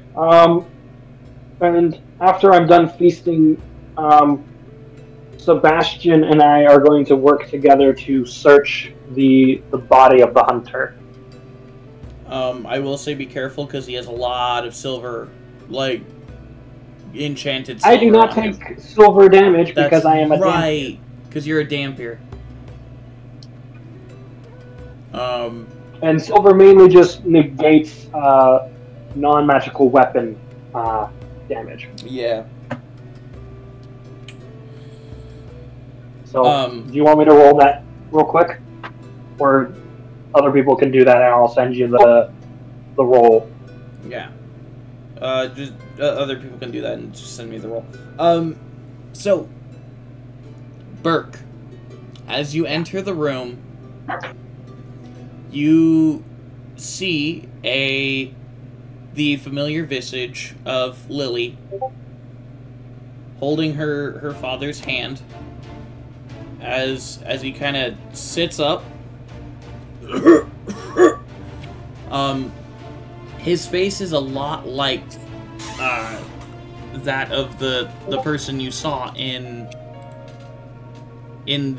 Moriarty's shop. Gotcha. Okay. However, he has a thick beard. Yeah, he's been bedridden. He probably hasn't been shaving. Yeah, he has a thick beard. His hair is mess, and you know he's sitting up very weakly.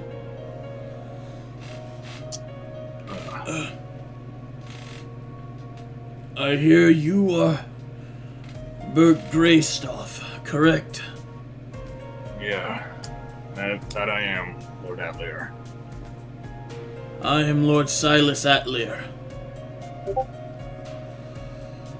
It is a pleasure to meet the person who was saved by my daughter, I guess. Yeah, she helped me out a lot. Excuse my appearance. We had a bit of an altercation of sorts. I heard that Tolsdir gave some of your people some trouble. Yeah, but luckily they seem to have dumped it back in kind. That's good. He was a tricky little bastard. Were you aware of all that was going on with him?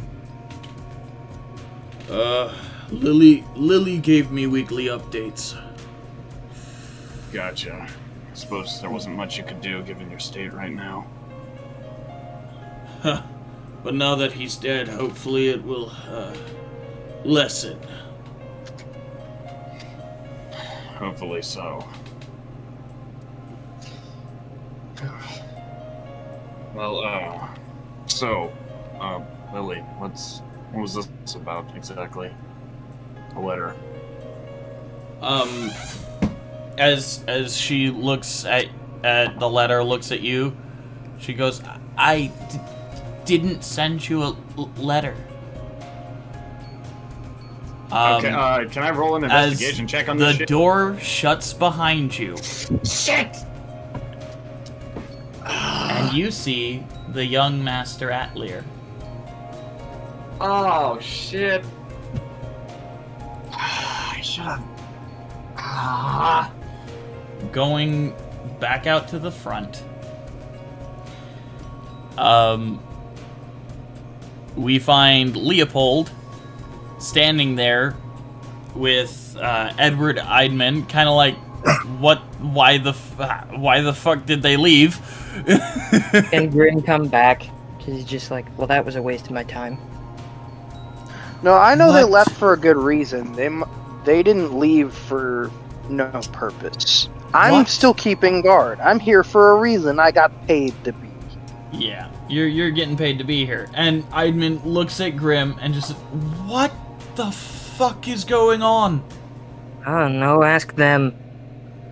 I ran over there was for a no plan. goddamn reason. There was a plan. Was a plan, I guess. It went to hell. I have no idea. We were supposed We are to now meet making with Lord things Atlier. up as they go along. We were supposed to meet with Lord Atlier 15 minutes ago. Where is Sedis? Where is Berg? No. I believe... Why do you keep asking questions that I obviously don't know the answer to? You could have men collect them, and we go and meet Lord Atlier now. The guards are already on their way. Cleric walks through the front door. Oh, I thought you climbed back down the window. I did, and then I came back around. Okay. I went around the entire thing, back inside. Nice. Wow. Nice. Instead of going back, I just went out the window, went back around to the entrance. Nice. And then I just go, hey, what happened? What's going on? I don't know. We're looking at a dead body. Oh my goodness, what a shocking revelation. You, Cleric, He don't knows fucking play with he me. made the body. He knows. Yes. Look, the guards are already on their way here. They will pick up the body. We will go inside and meet Lord Atlier. Right. Let's just get this shit over with. Just want to get out of here. As you're walking back inside, Khan, with the 19 investigation check that you rolled, you find on him 78 gold. Holy crap! Damn. Good shit. A large ruby. Hold on. 8 gold. A large ruby. worth how much? You don't know. You'll have to get it appraised. But it's like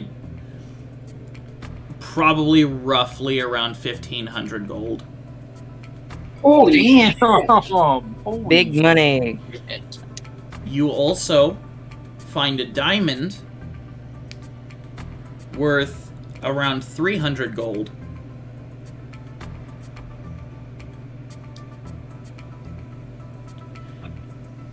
And an insignia. Hold on. Okay. I'm sorry, I'm just... You're good.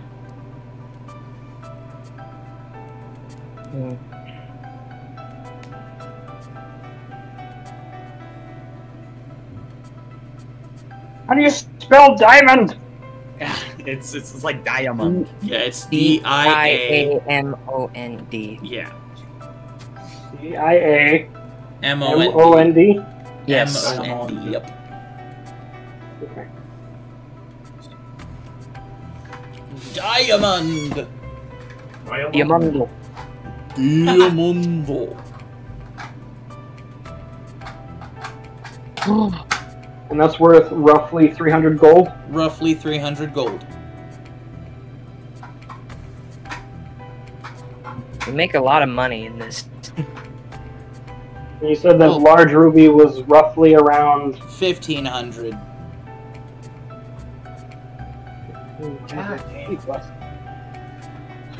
Okay, sorry, and then an insignia? You find the insignia of a vampire hunter. Excellent. I will need that. Dang, I didn't figure blood farming paid so well. And you also find a locket with the Bloodfield family crest on it. Which, for those of you who want to know, the Bloodfield family crest is a singular cattail. If you know what a cattail is, it's also known as a water Twinkie by those of you who have taken a bite out of them. Plant corn dog, yes. Yep, plant corn dog delight. Me want. They are also. Me one bite. One bite. They are also edible. Yes, but their And seeds that's a expand. Bloodfield locket? Yeah, it's a Bloodfield locket. But it's a single cattail with a drop of blood falling from the tip. Oh. Okay. Coolio. Yep. So we got corn dogs with ketchup. Nice. And Shut up. that's what you find. Burke. What's in the locket? Oh, in the locket is a beautifully drawn portrait of a red-haired woman and a small child. He had a family too. Excellent. Ah, crap! But he takes it in his stride. I love your reaction there, Burke. Oh shit! What? He had a family too. Oh shit.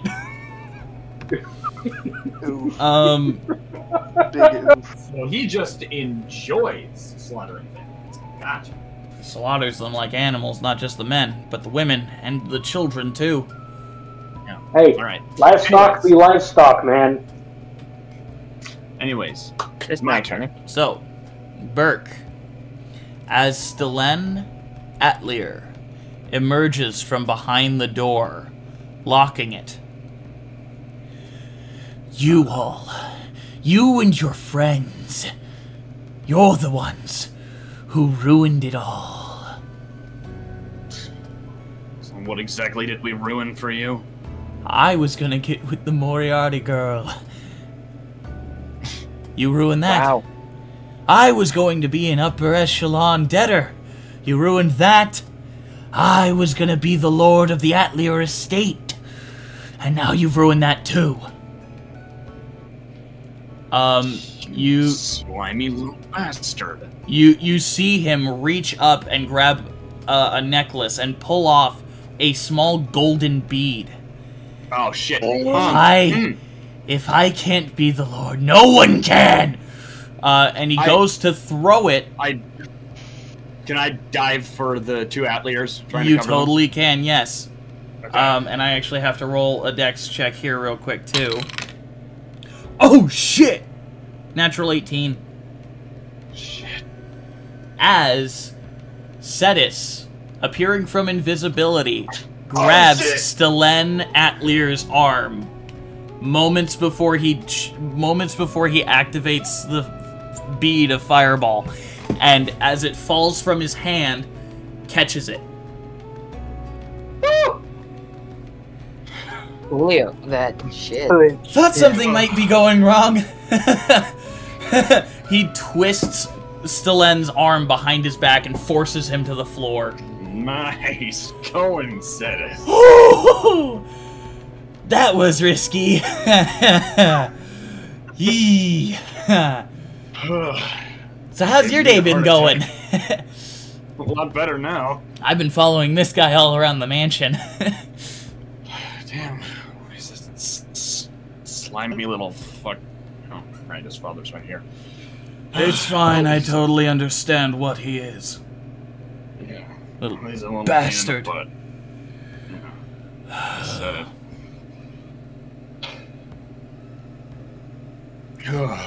Well, in any case, is everyone all right? All good? Lily just kind of nods slowly, and Lord Atlier literally just puts up a thumbs up. Nice. All right.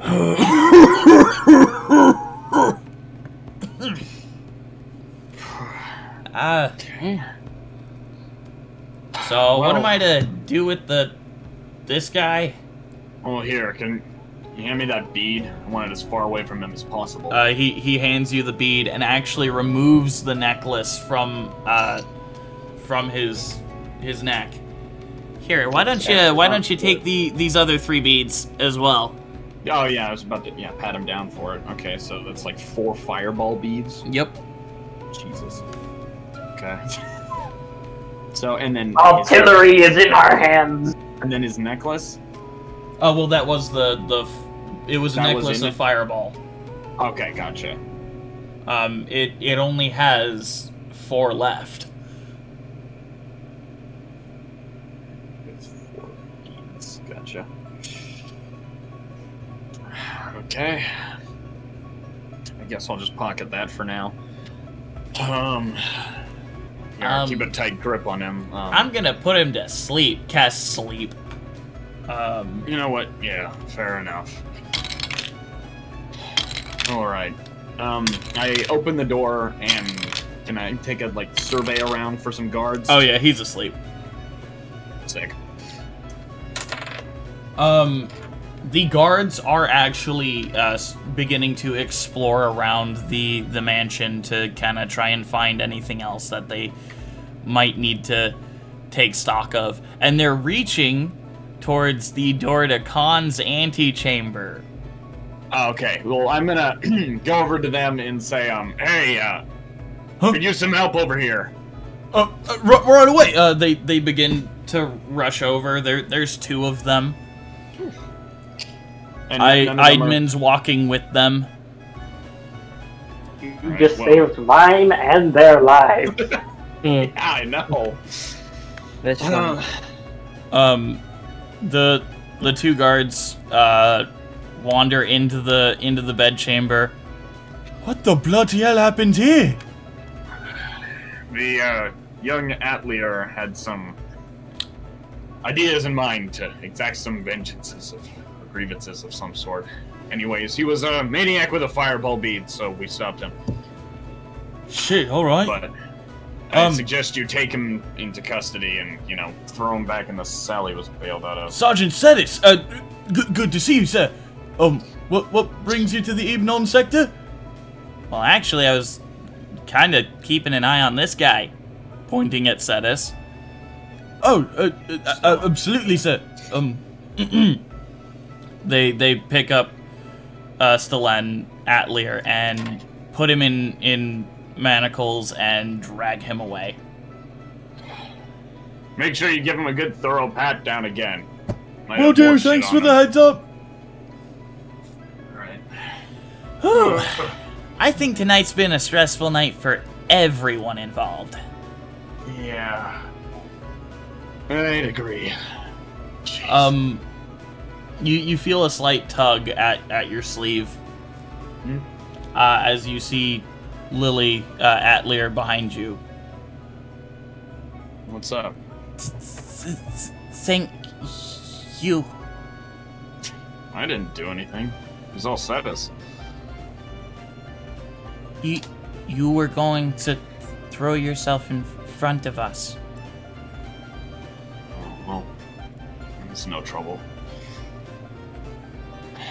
It's just repaying the favor. She does give you a hug. Aww. I return the hug. That's so sweet. That's so sweet. Yeah.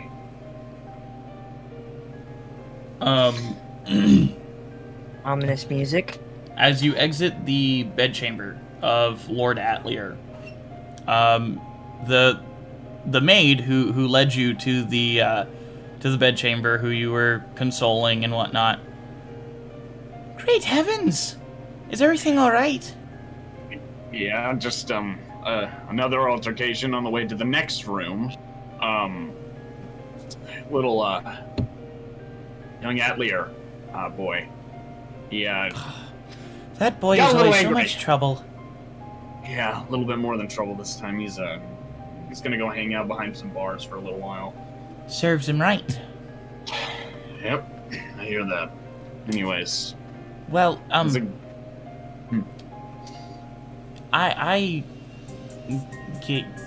my shift ends soon before the night watch comes on and whatnot. If you want to maybe grab something to eat, you didn't seem to have a lot of time to, so. Smash. I'd love to. Why? Why would you just randomly say that? That's what it's leading towards. Smash. I haven't had anything meaningful, so that's my one meaningful interaction. So you accept her? Yes, I do. I accept her. You accept her invitation. All right. Yes. All right. Cool. The party is pretty much over. Everyone is starting to funnel out after giving their statements to the guards and whatnot. Eidman is talking to some of his constables outside.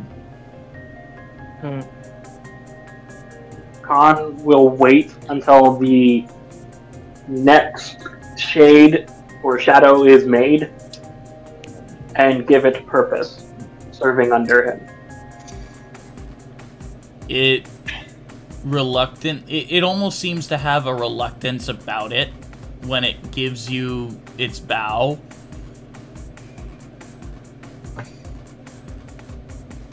But you now have a second shade.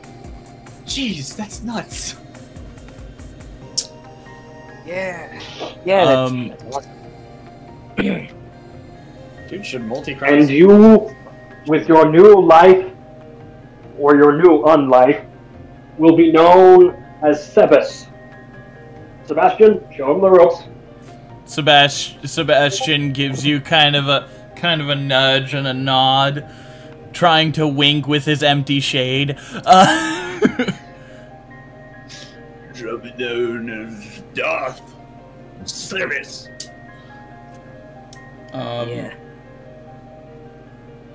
As people are funneling out and whatnot, the Eidman family walks up to you, Leopold. Now Lady Eidman has already given you her thanks for saving her husband, but she walks up to you. I would once again like to express my gratitude for you saving my husband, interposing yourself when he was being stupid again. and nearly getting himself killed? I simply put out a hand and say, all I did was my job. She very delicately puts her hand, palm down, in your hand.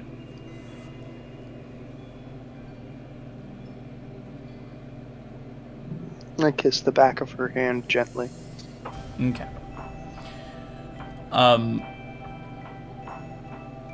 When she moves her hand, you find in your palm 15 platinum pieces.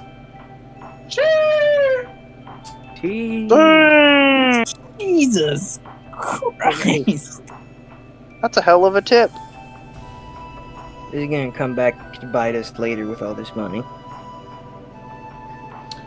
She gives you another slight nod and kind of begins walking towards her cart. And the young Eidman boy kind of runs up to you. Little Nicholas kind of runs up to you and goes, "You are cool." Gives your leg a big hug and then runs off to his mother. What's con? Chopped liver? Yeah.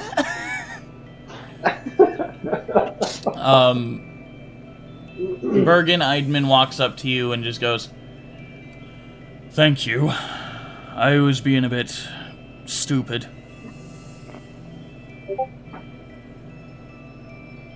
Thank you for saving me. I turn to him and say, "Oh, think nothing of it."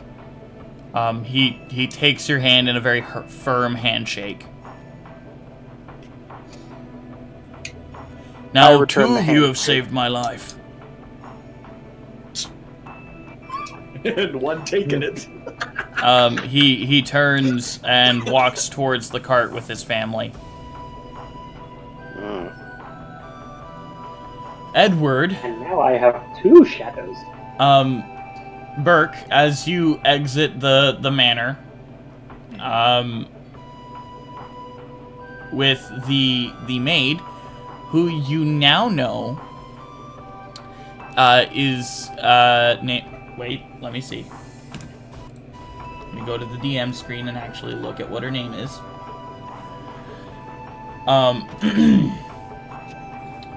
Who you now know is named Doris.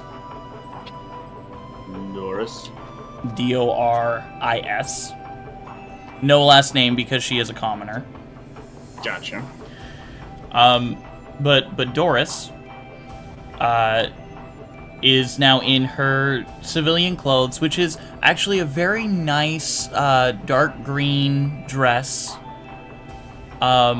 Because she works for the Attlers, she's paid decently.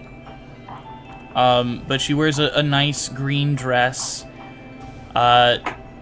She's short, not dwarf, but she is, well, I mean, she is a dwarf, but she's very tall for a dwarf. She's, while she is stout, she has a lot of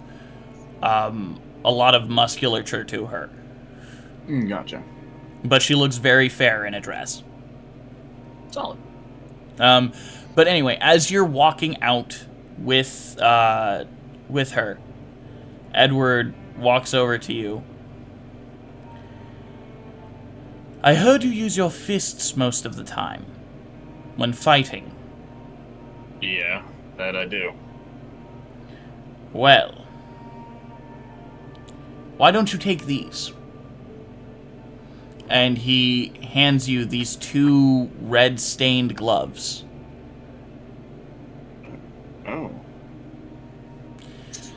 Thanks. Honestly, I don't want them. They were given to me by my brother, not my brother-in-law, my actual brother before he died. But honestly, I could never get used to the bloodstains. He turns around and walks away. And you have drip, I guess. You have the gloves of Victim's Last Thoughts. Yo. These gloves, when acclimated to you or attuned, allow you to do an additional strike with your flurry of blows. Nice. And if you are not a monk, it will build your melee, your unarmed strike, off of the monk's table. Dependent on your player level. Dang. That's dope, man. Build your what? Your unarmed strikes will be based off of the monk's table, dependent upon your player level.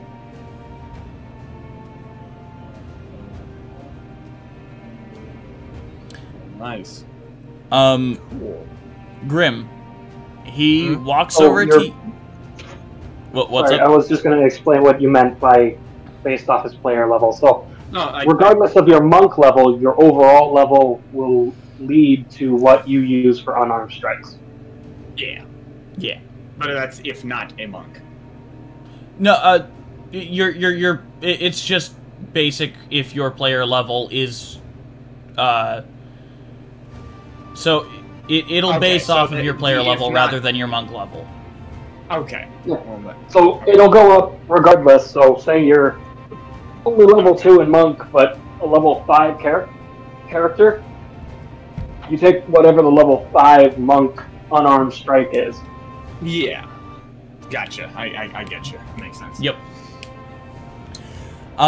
He walks over to you, Grim, snaps, and one of the guards rushes up. I understand you use a rather large blade when you are fighting. Yeah? What about it? This might assist you. It was taken off of a murderer, as it were. And you receive a murderer's hacksaw longsword. Whoa. Okay, hold on. I gotta write this down. Or I'll put it in my notes. It is a long serrated blade. It shimmers red with the blood of its victims. Ooh. Its jagged blade perfect for cutting bone. Okay. I gotta write some of this down. I'll write it on the notes side first, so any stats I need to know. It does 2d6 of slashing damage. Okay. And it is a +1 weapon. Ooh. Quick question, DM. Yes. Longswords typically do a D8 or a D10. This is a special weapon. Cool. Sorry, I just wanted to double check that. It's okay.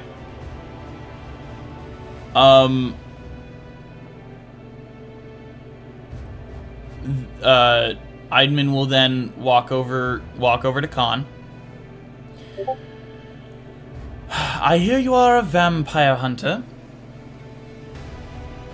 Or so they say. Well, I've even got the insignia. So I show him the insignia that has a little bit of blood on it. He gives you a knowing look. You know nothing! Gives you the no bitches eyebrow. He hands you a knife. A knife? This is called Bloodfang. When stabbed into someone, it will drain their essence, let's say. So, Eidman, you are diabolical. He will turn and walk towards Cleric. Ah, yes. You use a mace. Affirmative. But the mace you hold in your hand is already magical. Affirmative.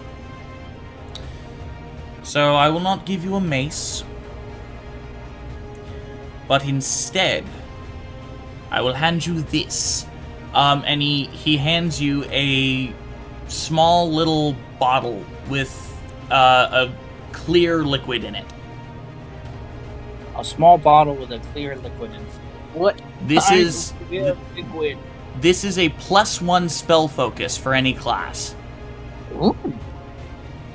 It is known as the Arcane Water Bottle. Arcane Water.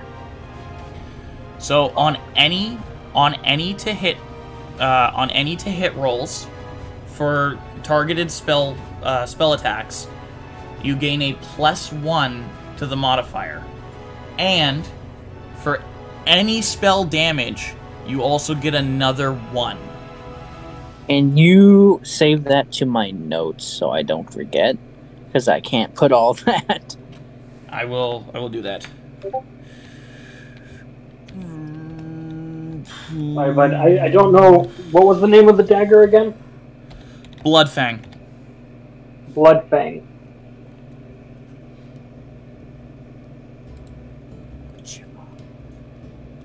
Arcane Water Bottle. And is it a +1 weapon, or...?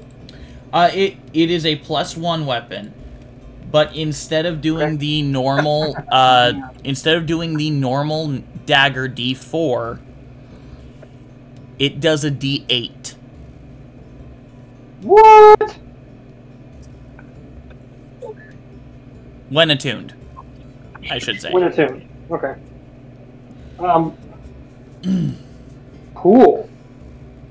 Wow.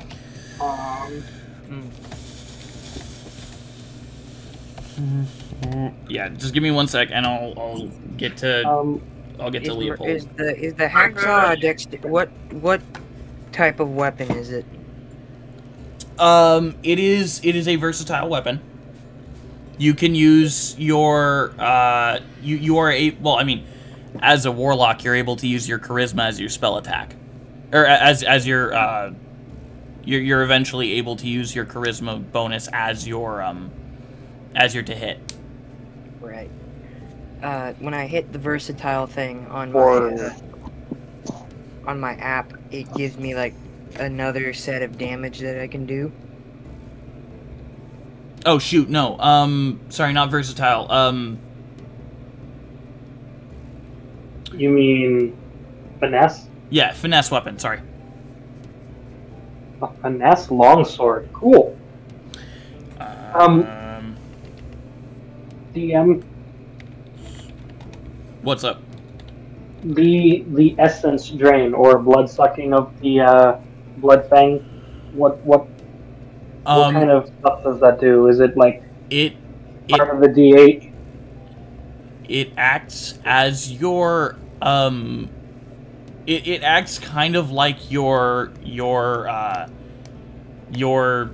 fang attack, but it does the damage in healing, the dice damage specifically in healing.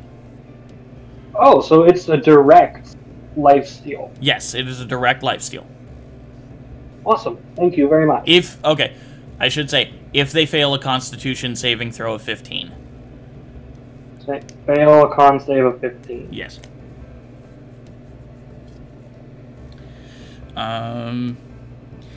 Leopold. Eidman will walk up to you. Alrighty then. I'm giving all your friends magical weapons. But for you, I notice you're not using your spear's full potential.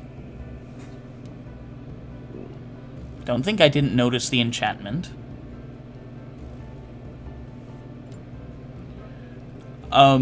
Leopold, this time you have been, this whole time, you have been holding the tidal spear.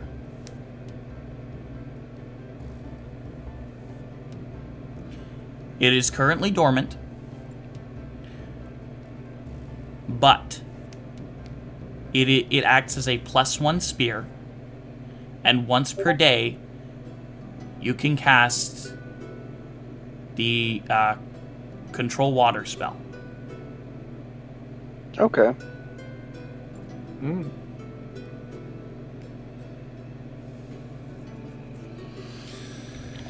Well, I must take my leave. There is much paperwork to be done. And now that the nobles are convinced that the Ibnon sector is unsafe, I have to do even more paperwork. So I will see you all later, probably, maybe, who knows. Perhaps. I assume... Well, don't all of these families have their own guards with them? Most of them, yes. Some of them have dewsmen, which is something we gotta watch out for. Once again, Grim, actually, as people are exiting the building, you see the portly noble with an almost anorexic-looking kid and your new friend walking out of the building. You see he notices you and gives you a big ol' wave. Hey. Kind of shoots finger guns at you from afar as he's walking towards the carriage that he's gonna be leaving in. Right. Grim kind of awkwardly does it back and kind of just like goes like, Eidman? Who's that? The fat dude walking in the carriage. You mean the Baron? Baron, and more importantly, who's the kid? Well, specifically, that is Baron Swinehand. Well, that's fucking, very clever. And his child is Marcus Swinehand. It would be best to not get on the bad side. Which side? He doesn't have a side, he's rotund. He's just one big side. This is the first time you've ever heard Eidman laugh. Got him. Right you are, no. Does Swinehand, like, ring a bell in my mind? Do I have, like, any previous knowledge of these Roll a guys? history check with advantage. Okay. Let me check my, my things. History +1. Okay, so not bad. Hold on. Nope. Rolled off the table. That's a 9 + 1, 10, and then I roll another one.